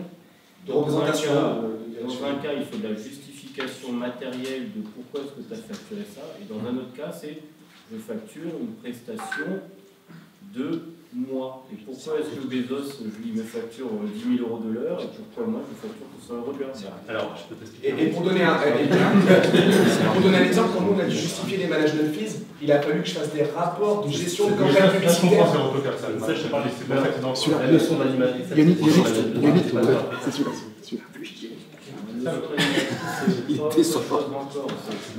La notion d'animatrice a un intérêt d'un point de vue patrimonial pour la suite que tu vas donner à tes titres, à ce que tu veux faire dans ton groupe, et à d'autres objectifs fiscaux patrimoniaux. Voilà, il faut vraiment oublier, il faut réfléchir en prenant du recul et pas se dire tiens, j'ai vu un truc, donc c'est ça. Non. Quand on est sur ces sujets-là, si on parle d'un sujet, c'est qu'il y en a 5 derrière que vous ne savez pas. C'est pour ça qu'au début, il y avait 200 slides et j'ai réduit à 120. C'est que tu tiens un truc, en fait, il y a plein de trucs qui arrivent derrière, quoi. Mais là, c'est les principes globaux. Ouais. Ça vous donne des idées, quoi, de ce qui peut être fait. Juste une question. Je suis en Suisse, alors je ne sais pas si ça vaut la peine. La France est un paradis fiscal. Je peux l'expliquer ce que c'est que les impôts. La Suisse, il y a quand même pas mal d'impôts aussi. Hein. J'ai la structure là, holding, société immobilière, société business. Et quel est l'avantage là, actuellement, je me salarie de ma société commerciale et pas de ma holding. C'est quoi l'avantage selon toi de plutôt se salarier de la holding par rapport aux charges que je peux payer Bah, après, si tes deux sociétés ont une forme juridique identique, que tu sois salarié là-haut ou en bas, ton taux de charge va être le même. Mais après, c'est plus ce côté juridique, savoir si ta holding elle est animatrice ou pas, ce qui peut procurer des avantages ou des inconvénients. Là, j'ai pas le détail comme ça, il faut se replonger dedans, mais ça, c'est quelque chose qui compte, savoir si elle est animatrice ou pas. Ok. C'est que si tu as plusieurs sociétés commerciales, c'est aussi parfois par simplification, c'est-à-dire les sociétés commerciales vont remonter dans la holding et toi tu prends juste ce dont tu as besoin et tu ne montes pas avoir 40 000. Moi j'ai une autre question. Quand on a des sociétés qui ne sont pas assujetties à la TVA en dessous, c'est quand même relou de facturer les management fees. Il n'y a pas de solution pour ne pas payer la TVA. Non, il faut la payer. Ou alors il faut que ta holding elle soit exonérée. Il n'y a pas de TVA. Tu peux te mettre en franchise en base. Elle est passive. Ouais, mais elle n'est pas passive. Passive, il n'y a pas de facture si elle est passive. Mais c'est là où. Putain, mais dis pas pareil, c'est là où c'est toujours la galère en fait avec ces histoires. Désolé, je mets des mots au cerveau. C'était moins cher, il a pris la balle. Du coup, tu payes pas de TVA sur ta facturation? Non, mais en même temps, je ne fais pas monter de management. J'ai pas ce problème, mais j'en discute avec lui, il est pas clair là-dessus. Non, je voulais parler aussi de ce cas des sociétés filles, des sociétés de production qui sont non assujetties ou assujetties partiellement à la TVA. Donc, j'ai le cas de figure sur deux sociétés de production. Effectivement, quand tu factures les management fees, il y a des incidences de TVA en considération. Donc, la seule solution, en fait, c'est de se mettre en franchise en base au niveau de la holding, mais tu plafonnes à 35 000 sur les facturations. Tu vas avoir des plafonds. Tu vas avoir sinon, c'est les dividendes. Ouais. Tu peux être en franchise de TVA jusqu'à un certain niveau et après, en effet, te verser des dividendes. Oui. Convention de trésorerie, mais ça reste une dette. Convention de trésorerie, c'est des prêts de trésorerie. C'est pas un transfert de. Ouais, c'est vrai. Ça aide à financer d'autres projets derrière. Si tous les mois tu t'envoies tes 5 000 balles par la convention de trésorerie, etc., nous on avait regardé précisément ça. Ouais, mais si tu fais chaque année 100 000, 200 000, j'ai un coup. Non, c'est pas bon non plus. C'est pas bon. Enfin, en fait, c'est juste un prêt. Une convention de trésorerie, c'est ce qu'on en parle juste après, mais c'est juste un prêt de. C'est juste un prêt, c'est juste un mouvement de trésorerie, c'est pas une facturation, il n'y a pas un transfert de produit. Ouais. Mais tes boîtes, elles ont des dettes les unes envers les autres, quoi, du coup. Et donc, bon, et après, la troisième chose, donc j'ai ma holding, j'ai ma société d'exploitation, et après, l'idée, c'est juste, hein, si vous n'avez pas déjà vu ce schéma, ça, c'est une SCI. Je manque encore d'imagination. Moi, j'ai appelé ma SCI FICOM, la maison de FICO, et ça me permet de, dans cette structure-là, ou d'autres, hein, là, j'en ai plusieurs, mais c'est dans une structure comme celle-ci qu'on peut acheter nos locaux, et en fait, utiliser la trésorerie qui est dans ma société d'exploitation, la faire circuler en effet par des conventions de trésorerie. Ma société d'exploitation qui a de la trésorerie, qui est la vache à lait, elle prête de la trésorerie à la holding, qui va prêter cette trésorerie par convention de trésorerie toujours à la société qui en a besoin pour faire un apport et pour faire l'investissement immobilier. C'est comme ça que ça fonctionne. Donc c'est pas de problème, pourquoi alors je devrais être toqué si je fais... En fait, si elle prête de l'argent, ça reste des dettes. Donc ta société ici qui achète le bien immobilier, elle a juste une dette envers ta holding parce qu'elle lui a prêté de la trésorerie. Pour qu'elle aille financer de l'argent pour apporter, pour faire de l'apport. Voilà, ça fait ça. Ouais. Oui, tu as le droit, il n'y a pas de souci. C'est ce que. Tu as le droit de le faire. Convention de prêt de trésorerie, il n'y a pas de souci. Non, c'est pas ça. C'est qu'en gros, je te laisse après dire. Non, c'est pas grave. Non, mais si tu le remplaces de Si tu remplaces que ça. Mais c'est pas pour les salaires ou quoi, c'est que je fais ça. C'est juste pour l'investissement que je fais sur la trésorerie. C'est juste pour le flux. Donc là, je pense pas trop truquer, je pense. Donc oui, là, mettre en place une convention de trésorerie, ça permet de faire circuler la trésorerie d'une société qui en a vers une société qui n'en a pas. Ok. Alors il y a autre chose, j'intègre autre chose, c'est le principe de l'intégration fiscale, ça peut vous donner des idées. Donc je remonte mon schéma ici. L'intégration fiscale, c'est quoi? C'est plutôt que chacune des sociétés, on calcule son bénéfice et donc son impôt sur les bénéfices. Typiquement ici, elle fait du bénéfice, elle paye de l'impôt sur les bénéfices. Ici, elle fait du bénéfice, elle paye de l'impôt sur les bénéfices, elle en paye plein pot. Et ici, celle-ci, c'est une SCI soumise à l'impôt sur les sociétés, parce qu'on a fait passer toutes les charges d'acquisition, parce qu'on a amorti le bien immobilier. Eh bien, les déficitaires. Plutôt que de payer plein pot de l'impôt ici, et pas en payer ici parce qu'il y a déficitaire, eh bien, en fait, on va définir un périmètre dans lequel on va intégrer les sociétés qu'on veut, finalement, qu'on peut choisir en quelque sorte. On va calculer, dans ce périmètre, on va intégrer les sociétés et on va calculer un bénéfice de groupe. Donc, en fait, le bénéfice qui est là, il va venir être compensé par le déficit qui est là. Ce qui veut dire qu'au global, on peut payer moins d'impôts. Attention, c'est un engagement sur 5 ans, donc il faut que ça vaille le coup sur 5 ans. Voilà. Et on bénéficie qu'une seule fois du taux réduit à 15% d'impôt sur les sociétés. Ouais, Jean ? Question piège, Maître Capello. Est-ce que je peux faire une intégration avec seulement une partie du groupe? Oh l'enfoiré, il est très bon. Vous savez qu'on m'a payé pour poser la question? Tu peux. Voilà, donc vous pouvez, en l'occurrence, finalement, si ça vaut le coup de le faire qu'avec ces deux-là, vous pouvez le faire aussi qu'avec ces deux-là. C'est 3 ans à faire la même chose encore. C'est 5 ans. C'est un engagement sur 5 ans. Donc en fait, le problème, c'est que ta SCI, elle va être sacrément déficitaire au début, mais est-ce qu'elle va être suffisamment déficitaire sur 5 ans, quoi? Ouais, moi je l'ai pas fait. Moi je l'ai pas fait. Ouais, mais si t'as une SCI à l'IS avec un peu dedans, en gros déficit et tout, ça peut avoir du sens. Ouais, mais le régime mercure, on fait souvent, mais c'est vrai que là, je connais pas personne que je Ok. Attention à la destination, et c'est ce que je vous disais tout à l'heure, la destination habitation ou à destination bureau, commercial, c'est des choses qui sont différentes. C'est des choses qu'il faut intégrer dans votre projet d'investissement immobilier quand vous le faites à travers une société. La destination, donc des points importants. Et c'est ce que je vous disais aussi, moi j'ai acheté de la commercialité pour pouvoir y mettre mes équipes dans mon espace de 250 mètres carrés. Et en faisant ça, ça m'a coûté 1 200 € le mètre carré parce que j'ai dû aller financer finalement des travaux dans un autre espace. J'ai dû financer la transformation d'une imprimerie en HLM. Ça m'a coûté 1 200 € le mètre carré de ces travaux-là. J'en suis pas propriétaire de ce bien-là, mais ça m'a permis, moi de mon côté, d'avoir ce changement de destination et de revaloriser mon bien, qui vaut 5 700 à l'époque d'habitation et qui vaut beaucoup plus en commercialité aujourd'hui. Pardon, du coup, tu as dû financer les travaux d'un bien duquel tu n'es pas propriétaire, tu Exactement. transformes en HLM juste pour pouvoir obtenir le changement de destination de ton premier bien. Bizarre, hein, mais c'est ça. Dans les autres pays, c'est pas La mesure compensatoire à Paris, c'est ça? Pardon. C'est la mesure compensatoire à Paris. Je crois qu'il y a une quinzaine de villes en France, c'est les grandes villes qui sont dans ce principe-là. Je ne savais pas que tu pouvais faire de l'achat de commercialité en finançant des travaux sur un bien qui n'était pas à toi. Je crois que c'est le seul. C'est comme ça qu'il faut faire. Ouais. Il faut acheter, il faut financer la transformation. C'est une compensation. Donc dans le même secteur, il ne faut pas que la ville de Paris perde des centimètres carrés d'habitation. Chaque centimètre est important. Tu choisis le bien du coup que tu dois financer pour le.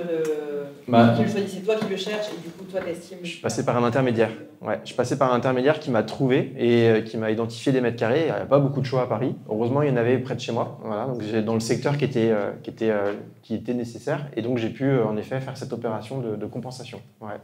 Ouais. Je suis pas sûr d'avoir compris. Ouais. Pour changer la destination de ton bien, tu finances des travaux d'un bien public, c'est ça? Bien que t'es pas à toi. Ouais, qui n'est pas moi. C'est exactement ça. C'est exactement ça. De t'arranger avec le propriétaire de ce nouveau bien. Ouais, c'est ça. Parce que lui, ça l'a. En fait, là, le bien que moi j'ai transformé, c'était un bien qui appartenait à la ville de Paris. Donc c'est avec la ville de Paris que j'ai passé le deal. Ça s'appelle la RIVP.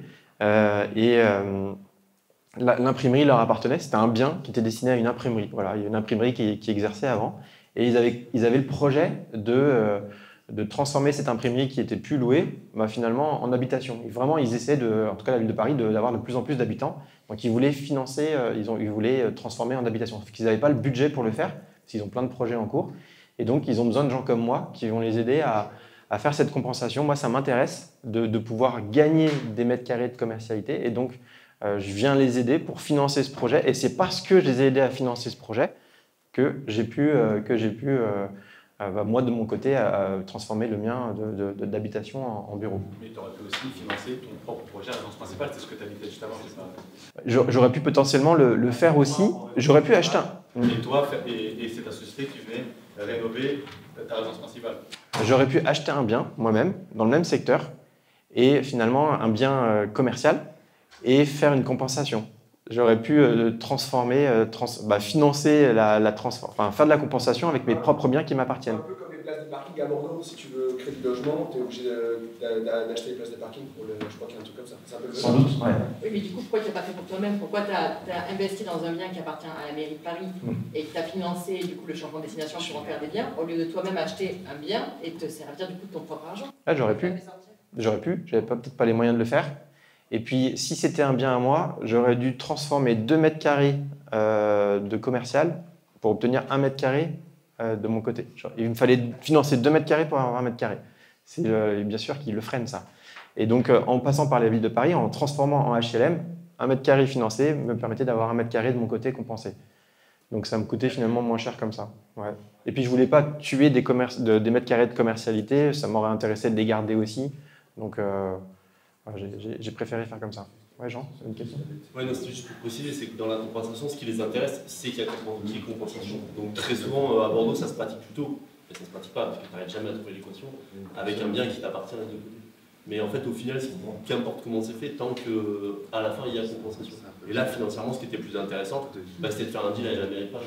Mais c'est effectivement improbable que tu fasses un deal avec un autre investisseur. Voilà, mais t'inquiète. Ouais, c'est difficile à trouver. Hein. Ouais. Et comment ça se passe? Tu leur payes les travaux ou tu gères le chantier? Je fais un chèque. Ouais. Du coup, à la base, tu achètes un bien pour 1,5 million. Donc, qui supporte les coûts de travaux là, tu peux supporter ça pareil à la banque avec le crédit? C'est ma SCI qui a financé. Et ça peut être par crédit, par autofinancement. Ouais. Ça, tu peux l'intégrer dans le financement. La question, c'est combien les coûts des travaux? Ça m'a coûté, je crois 72 000 €. En fait, c'est un bien où il y avait 1,5 m. En fait, c'est assez marrant si on approfondit. Enfin, j'ai vraiment approfondi, là, je vous dis vraiment ce qui est superficiel. Mais en fait, le 1er janvier 1970, la ville de Paris, elle a pris une photo du patrimoine immobilier, et elle a constaté que ce qui était utilisé comme commercial serait figé comme ayant une destination commerciale. Et ce qui était utilisé à l'époque, au 1er janvier 1970, comme habitation, serait figé en habitation. Moi, j'ai pu faire remarquer qu'il y avait un médecin qui, au 1er janvier 1970, utilisait 2 pièces, 30 mètres carrés grosso modo, une pièce pour salle d'attente et une pièce pour recevoir ses patients. Donc ces 2 pièces-là ont déjà été considérées comme de la commercialité parce qu'au 1er janvier 70, ils étaient utilisés par ce médecin en commercialité. Donc moi, j'ai dû financer après un peu plus de mètres carrés parce que j'avais besoin de plus de mètres carrés. Et après, j'ai pu avoir un deal aussi parce que je suis profession libérale et profession libérale, il facilite un petit peu l'installation des professions libérales. Donc j'ai pu avoir un accord un petit peu atypique. Mais voilà un petit peu comment ça se passe. Et je pense que voilà, toutes les grandes villes, ça se passe comme ça, quoi. Après, l'objet de la présentation, c'est d'expliquer surtout le lever de la dette, parce que ça, tu vois, moi je fais de l'immobilier depuis des années, j'en parlais avec Guillaume aussi, je crois que j'ai jamais vu personne le faire. De quoi? Ce genre c'est le seul de Paris qui a fait ça. C'est hyper dur à faire. C'est Greg qui l'a fait. Non, mais c'est pas le sujet de la... C'est hyper dur à faire. Il y a quasiment personne qui le fait.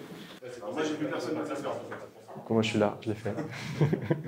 Bah, moi, je pousse les... Enfin, j'ai des exemples. Hein. Alors, faire de la compensation, je suis le seul à l'avoir fait pour l'instant dans mon entourage, mais j'essaie de pousser entrepreneurs à le faire. Par exemple, j'ai Antoine. C'est fait pour que la loi est faite pour que ça soit pas fait, justement. Peut-être, ouais. Pour en revenir un petit peu à notre capacité d'emprunt en tant qu'entrepreneur, j'ai Antoine, je lui ai créé sa boîte il y a 3 ans et demi. Première année, il a fait 80 000 € de chiffre d'affaires. Il vend des produits financiers avec un petit récurrent. Il touche un pourcentage si les gens continuent d'utiliser ce produit financier. Ils laissent leur argent dessus. Donc il a fait 80 000 € de chiffre d'affaires la première année, 300 000 la deuxième année, il a dû faire 140 000 € de bénéfices. Et à ce moment-là, je lui ai dit, Antoine, tu as un potentiel. Il est en train de grandir. Je lui ai dit, Antoine, il faut que tu regardes. On a fait un prévisionnel ensemble. Si tu continues comme ça, l'année prochaine, tu vas payer beaucoup d'impôts parce que tu te développes bien, tu as une bonne trajectoire. Donc il faut déjà réfléchir à mettre en place une action pour aller réduire cet impôt. Et puis finalement, tu habites dans 30 mètres carrés. Pourquoi pas te faire kiffer et habiter dans un truc beaucoup plus grand. Donc, et à l'époque, je lui ai donné un montant en tête. Je lui ai dit, Antoine, tu peux faire, allez, il faisait 300 000 € de chiffre d'affaires, mais on se projetait. Tu peux faire un truc à 2 millions, je crois. Je lui ai dit 2 millions, peut-être un petit peu plus. Bon, bien sûr, sa bouche, sa mâchoire s'est décrochée. J'ai mis une petite graine dans la mâchoire, j'ai fermé la mâchoire derrière. Et après, ça a germé un petit peu. Il a commencé à regarder des choses, on a discuté un petit peu. Il m'a proposé des choses qu'il avait vues, 1 million, 1,2 million. Et en fait, il n'y a rien qui collait parce que c'était compliqué de faire de la mixité, tout ça. Et finalement, un samedi matin à 9h, il m'appelle, Greg, j'ai un truc, je vais faire une offre. Et il a fait une offre, il faisait une offre pour acheter une maison dans le centre de Paris, dans le 2e arrondissement, à côté du Grand Rex, à 50 mètres du Grand Rex, c'est rue Poissonnière. Je ne vais pas vous donner le numéro, mais c'est le 27. Pour vous dire que c'est vrai. Et pendant ce temps-là, on a fait son 3e bilan. Il passait de 300 000 € de chiffre d'affaires à 500 000 avec 300 000 € de bénéfices. Et finalement, cette maison-là, c'est 300 000 € de bénéfices. On a raconté une histoire avec la banque et il a utilisé ces 300 000 € de bénéfices pour montrer à la banque qu'il pouvait rembourser un crédit de 300 000 € par an. Donc il a acheté une maison, il a emprunté 4,2 millions, je crois. Il a quitté son studio pour habiter dans une maison qui fait 270 mètres carrés avec un jardin, pas de vis-à-vis. Il m'invite là pour l'inauguration, il veut m'inviter à dîner, c'est sympa. Et en gros, c'est grâce à sa boîte on se projetait de faire du coup ces 300 000 € de bénéfices, qu'on a pu rassurer la banque, qu'on a pu aller investir acheter ce bien immobilier qui finalement, on a raconté l'histoire à la banque pour avoir ce financement, on l'a eu sans problème. Mais derrière, il l'utilise différemment. En effet, il y a une partie, il y habite, il y a une partie, il y travaille, donc sa boîte paye un loyer pour ça. Lui, il paye un petit loyer pour y habiter aussi. Il a fait un coworking parce que du coup, ça l'aide à développer son business parce qu'il forme des gens qui vont vendre ses produits aussi. Donc il a fait un coworking et ça vient augmenter encore plus son chiffre d'affaires. Et puis, il a fait un Airbnb. Donc on a vraiment diversifié aussi ses sources de revenus pour pouvoir se sécuriser parce que c'est un gros montant. Voilà. Ça, c'est un truc qu'on peut faire quand on est entrepreneur, quoi. Et donc, même sa chambre plus grande que mon salon, quoi. Et je compte pas le dressing qui est rattaché, la salle de bain qui est rattachée, tout ça, quoi. C'est fantastique. Carrément, mais il aurait pu acheter un bien avec une double destination, une entrée, et puis pas s'endetter à faire de compensation, par exemple. Il n'a pas fait de compensation. Il y avait déjà une double destination. Ouais. On a trouvé un bien. Ce que je veux dire, c'est que la compensation, bon, c'est cool, c'est vrai que ça montre que c'est possible. Etc., mais on peut le faire simplement avec un bien à double destination et les stratégies. Il n'y en a pas beaucoup. On les trouve difficilement. Là, on a trouvé via un chasseur qui. C'est plus facile de trouver un bien à double destination que faire une compensation. Peut-être. Mais on ne trouve pas beaucoup non plus, quoi. Ouais. Sur 200 mètres carrés, est-ce que tu penses que ça peut être autocable si ça, et sur 200 mètres carrés, il y a 130 mètres carrés qui sont finalement pour l'agitation et seulement 70 pour les locaux. Est-ce que tu penses que derrière, un jour le fisc qui contrôle, il te dit l'intention d'avoir fait ce crédit-là en SCI Ouais, non, je comprends, parce que en fait, tu veux utiliser les fonds d'une société pour habiter. C'est ça, c'est pour avoir un bien qui est majoritairement à titre perso. L'intention de base, en fait, c'était déguisé, c'était pour la résidence principale et tu as voulu... Je comprends, mais tu payes un loyer. Oui, tu payes un loyer. Mais tu payes un loyer. La plus grosse partie, tu penses pas que... Non, tu payes un loyer. Et qui doit correspondre à peu près à un prix, un prix du marché, tu vois. Oui, mais justement, en la matière... Vas-y, ça a chaud là, vas-y. Justement, en la matière, pour reprendre l'exemple de ton collègue là, qui a acheté une maison à 3,2 millions, il a, en admettant qu'il ait 100 mètres carrés. Il a 100 mètres carrés à peu près 270, je crois. Oui, non, mais dans lesquels il occupe à titre personnel. Ouais, peut-être. Une centaine de mètres carrés, allez, 80 mètres carrés, c'est un tiers. Ça veut dire que si par exemple il se prend 300 000 € de mensualité dans la vue, en tout cas il y a 300 000 € de loyer qui sont versés par an, théoriquement, pour que ce soit pas AutoCAD, il doit verser 100 000 balles de loyer. Un tiers, ouais. Théoriquement. Non, c'est le prix du marché, ça n'a pas de rapport à ça. C'est ça, c'est le prix du marché par rapport. C'est le prix du marché de l'habitation. C'est ça. Le prix du marché, sauf qu'il y a un prix du marché aussi pour la location commerciale. Donc à un moment donné, il ne peut pas dire ah ben en fait pour la location, bon allez, même si c'est super bien placé, il faut un prix du marché. Je sais pas, 40 000 € de loyer à titre perso. Par contre, ma société, elle, je lui démonte la gueule, elle paye 250 000 € de loyer. Non, mais en aucun cas, c'est pas corrélé au montant du crédit. Dire, le montant du crédit que tu achètes n'a aucune corrélation bien avec sûr, le montant du crédit. mais oui, mais il faut que ça couvre. Non.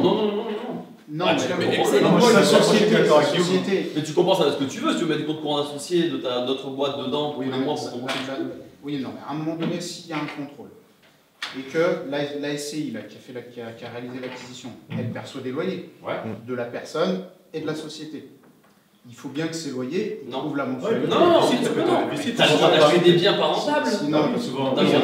En effet, mais j'imagine que là c'est à l'équilibre, alors sans déficit. Là, c'est à l'équilibre, mais tu as le droit d'acheter d'un bien pas rentable. Je sais que tu as le droit de perdre de l'argent, mais c'est pas le cas. Je sais qu'on a le droit de perdre de l'argent en France, mais c'est pas le cas de figure. Là, on est à l'équilibre. Il faut qu'il y ait un équilibre financier, parce que sinon, il va devoir revendre le bien, parce qu'il ne pourra pas rembourser le crédit. On est à l'équilibre. Et comme il faut respecter un prix de marché pour la location au mètre carré, à moins d'être parfaitement dans l'illégalité et de flirter un petit peu, et en cas de contrôle fiscal, tu sais un peu les fesses, en vrai, tu ne peux pas faire un montage comme ça où tu t'endettes comme un maboule. Il faut... Et où tu te mets un loyer qui est complètement décorrélé de la réalité. Parce que je veux bien que ce soit pareil, mais... Non, il faut pouvoir le justifier au maximum. Donc, il faut regarder les annonces immobilières, garder l'historique de ces annonces immobilières, peut-être faire une estimation par une agence. Et après, si tu as un écart, ce qui est mon cas, au mètre carré, ma boîte, elle paye plus que moi pour mon habitation. Parce que j'estime que j'ai pas la partie la plus noble. Je suis sur cours. Les bureaux, ils sont vraiment beaux, quoi. Les belles moulures et les belles pièces sont dans les bureaux. S'il y a un petit écart de 20, 25%, 30% du prix du marché, on sait que ça justifie. Mais si c'est du x3... Ouais, non, il faut que ce soit un peu cohérent. Dans l'histoire que tu racontes, j'ai bien l'impression que c'est du x3, x5 par rapport au prix. Non, on n'abuse pas. Non. Et lui, il est prudent, donc on a bien coloré la chose. Le rendement, il est à 300 000 sur 4 millions d'euros, ça fait que du 7 ou 8, c'est pas non plus délirant, pour pareil. Non, mais du coup, attends. Non, mais il n'est pas question du rendement. Dans un contrôle fiscal, les inspecteurs, ils s'en foutent du rendement de ton truc. Par contre, ce qu'il faut regarder, c'est combien la société qui est locataire paye de loyer. Et si elle voit qu'elle paye un loyer qui est complètement exorbitant par rapport au prix du marché, c'est là où ils vont dire, en fait, monsieur, il y a abus de bien social. Mais attends, qui se fait contrôler? Si c'est la boîte d'exploitation, ils ne vont pas demander ce que toi tu payes en particulier. La SCI, c'est à la part. Exact. Non, mais ce qui va revenir. Juste par rapport à ça, c'est qu'il ne reste pas longtemps. Je pense qu'il y a un challenge, et je pense qu'on est tous, enfin en tout cas moi, le gros problème là-dedans, c'est que le montage, ok, mais celui qui le réalise, c'est souvent la personne la plus bête de l'équation, c'est-à-dire le banquier. Et donc comment on trouve le banquier qui piche ça et qui veut juste au moins lire tes mails, te répondre et faire l'effort, parce que nous, enfin, pour le coup, la boîte tombe bien, on n'a jamais réussi à trouver un banquier.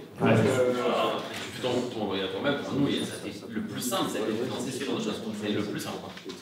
Ouais, ça rassure le banquier, en fait. Il connaît... C'est vraiment ce qu'il y a le plus simple, c'est clair. Et moi, ça me permet d'avoir des crédits sur 20 ans au lieu de 15, d'avoir des crédits à 0,58% au lieu de 1,15 à l'époque. Et c'est aussi parce qu'après, c'est la relation que tu entretiens avec le banquier. C'est vrai que le banquier, moi, il m'aime bien. J'ai tourné une pub pour eux. Ils m'ont mis des trophées à la Tour Eiffel.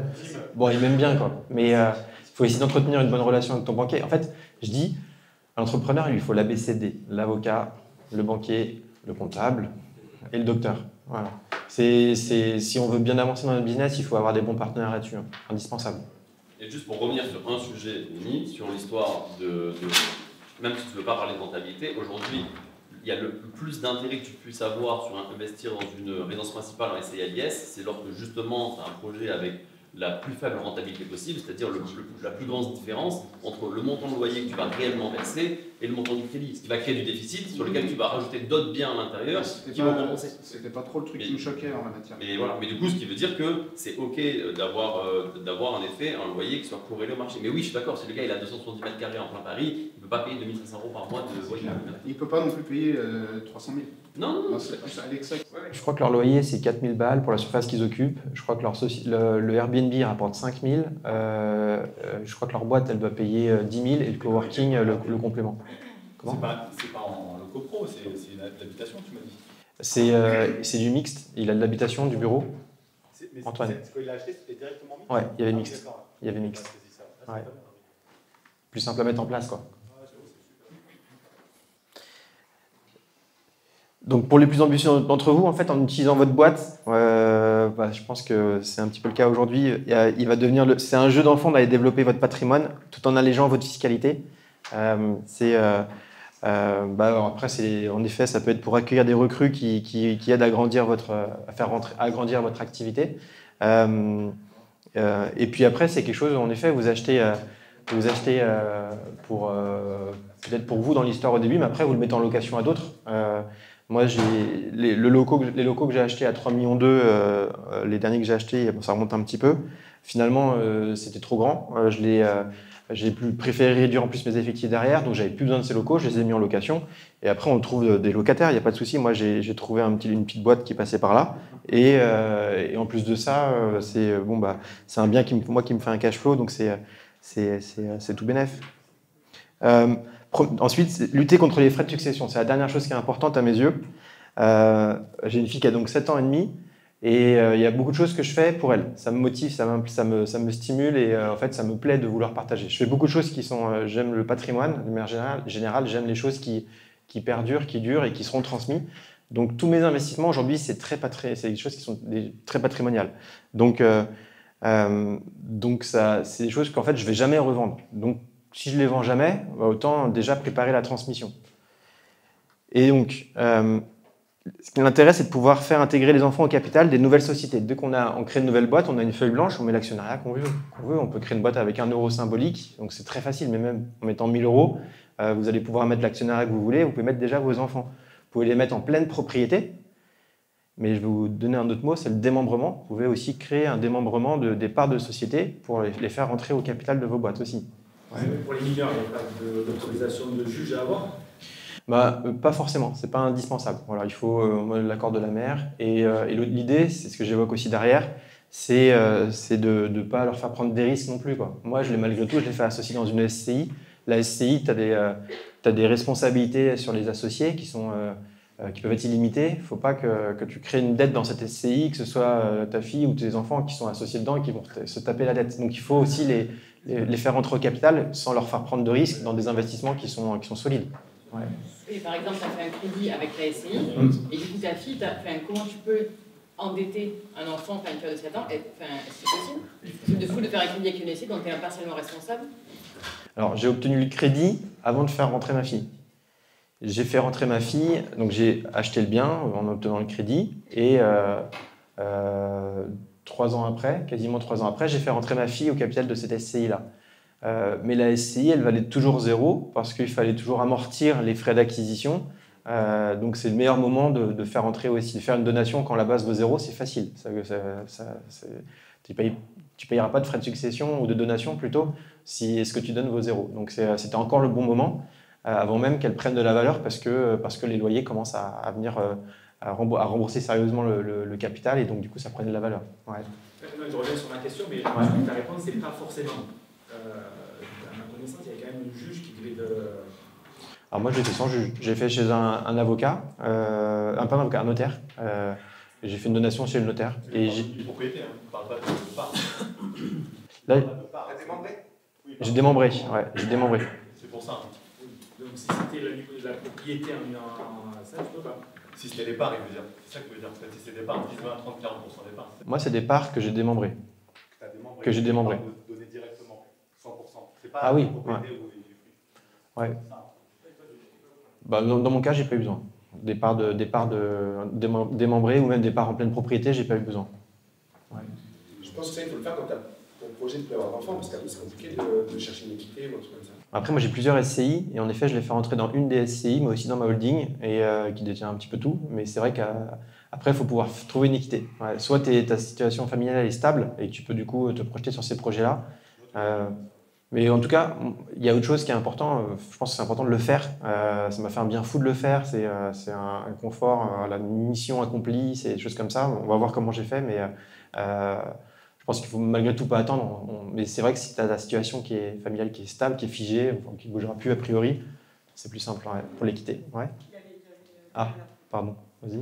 Mais du coup, tu vas avoir un frottement fiscal quand tu vas donner ta propriété à ta fille s'il y a un démembrement. Non. Le fric, tu veux dire.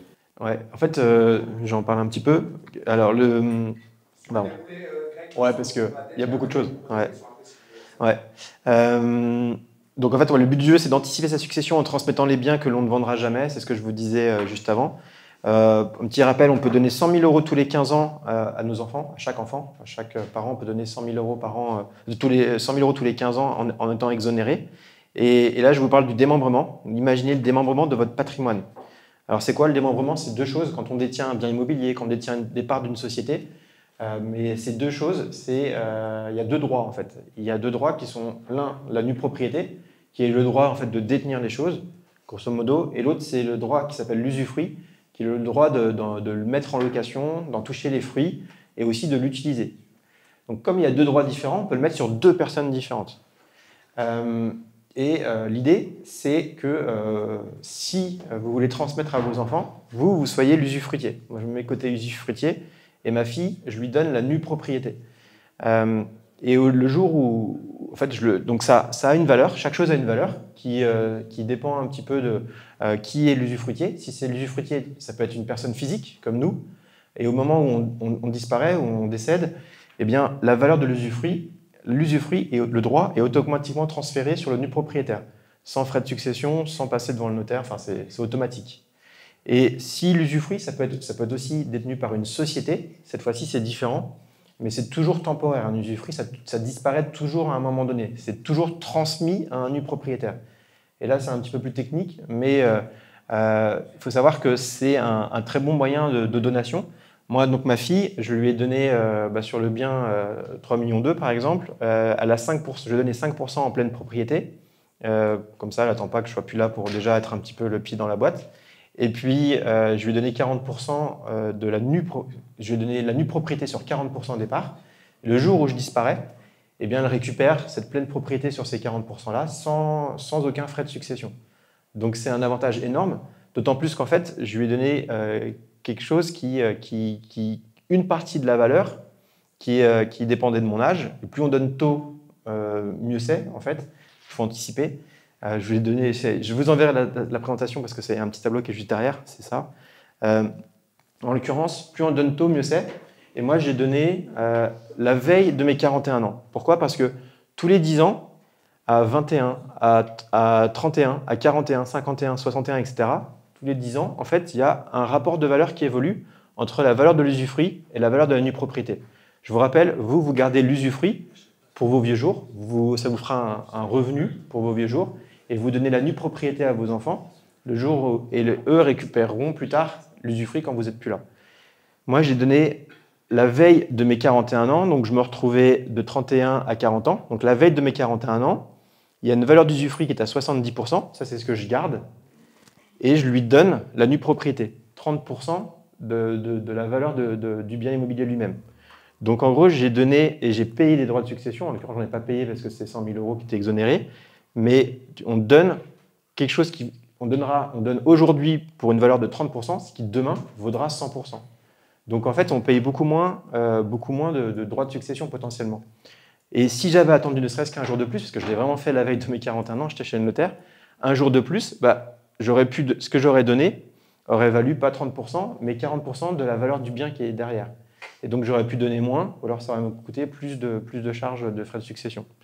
Donc en fait, il faut pouvoir anticiper, et si vous êtes proche de vos 41, de vos 31, de vos 41 ou autres, eh bien réfléchissez à ça.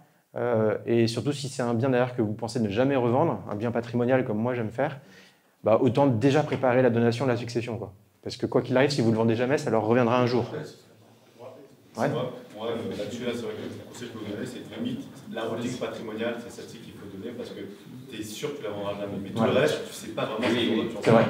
C'est vraiment un conseil que je peux vous donner là-dessus. C'est vrai.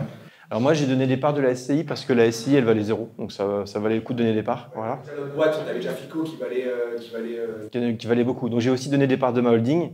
Mais alors j'ai donné jusqu'à limite de 100%, de 100 000 euros. J'aurais pu donner plus, mais au moins déjà ça c'est fait. Mais c'est vrai que ça lui refait pas beaucoup de parts dans ma holding. En l'occurrence, elle a 8%. 30% de la nue propriété, enfin 100%, 30% à ta titre de ta holding patrimoniale. Elle a la nue propriété sur 8% de ma holding seulement. J'ai resté dans les 100 000 balles, quoi. Ça valait plus, quoi. Ouais. Mais au moins, voilà, j'ai donné. Et ça fait du bien de donner. Voilà, ce qu'on disait, hein. Évitez de prendre des risques à vos héritiers, de faire prendre des risques voilà, en les mettant au capital de boîte avec des dettes potentielles. Fais attention à ça. Ouais. Et est-ce que tu as donné à ton époux si tu es marié ou... Non, je ne suis pas marié.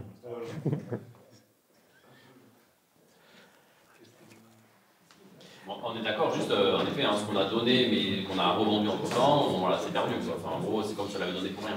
On a gaspillé dans 100 000 balles. Si tu donnes des parts d'une société, mais que la société vend un bien qu'elle détient, bon bah, ce qui est vendu par la société, c'est une valeur qui reste dans la société. Donc il n'y a rien de perdu. Là, si une SCI dans laquelle tu as fait un démembrement, tu as donné la nue propriété, mais là, si tu vends un bien immobilier, bah, le fruit de la vente reste dans la SCI. Donc ça ne change pas grand-chose dans le fond, tu vois, tu peux le réutiliser et c'est la même répartition de valeur là-haut dans le démembrement. J'essaie d'avancer un petit peu encore. Bon, on arrive sur la fin, c'est parfait. Je voulais juste vous montrer voilà, comment, en tant qu'entrepreneur, vous avez la capacité à la fois de vous récompenser, moi c'est une des récompenses que je fais, on pourra approfondir tous ces sujets-là, et de développer un patrimoine tout en allégeant votre fiscalité. Donc c'est une chance qu'on a provoquée d'être entrepreneur. Donc à vous d'exploiter cette chance et surtout votre potentiel. Faites un prévisionnel, c'est important pour vous rendre compte de ce potentiel que vous avez. Et voilà, si vous voulez, on garde contact. Merci.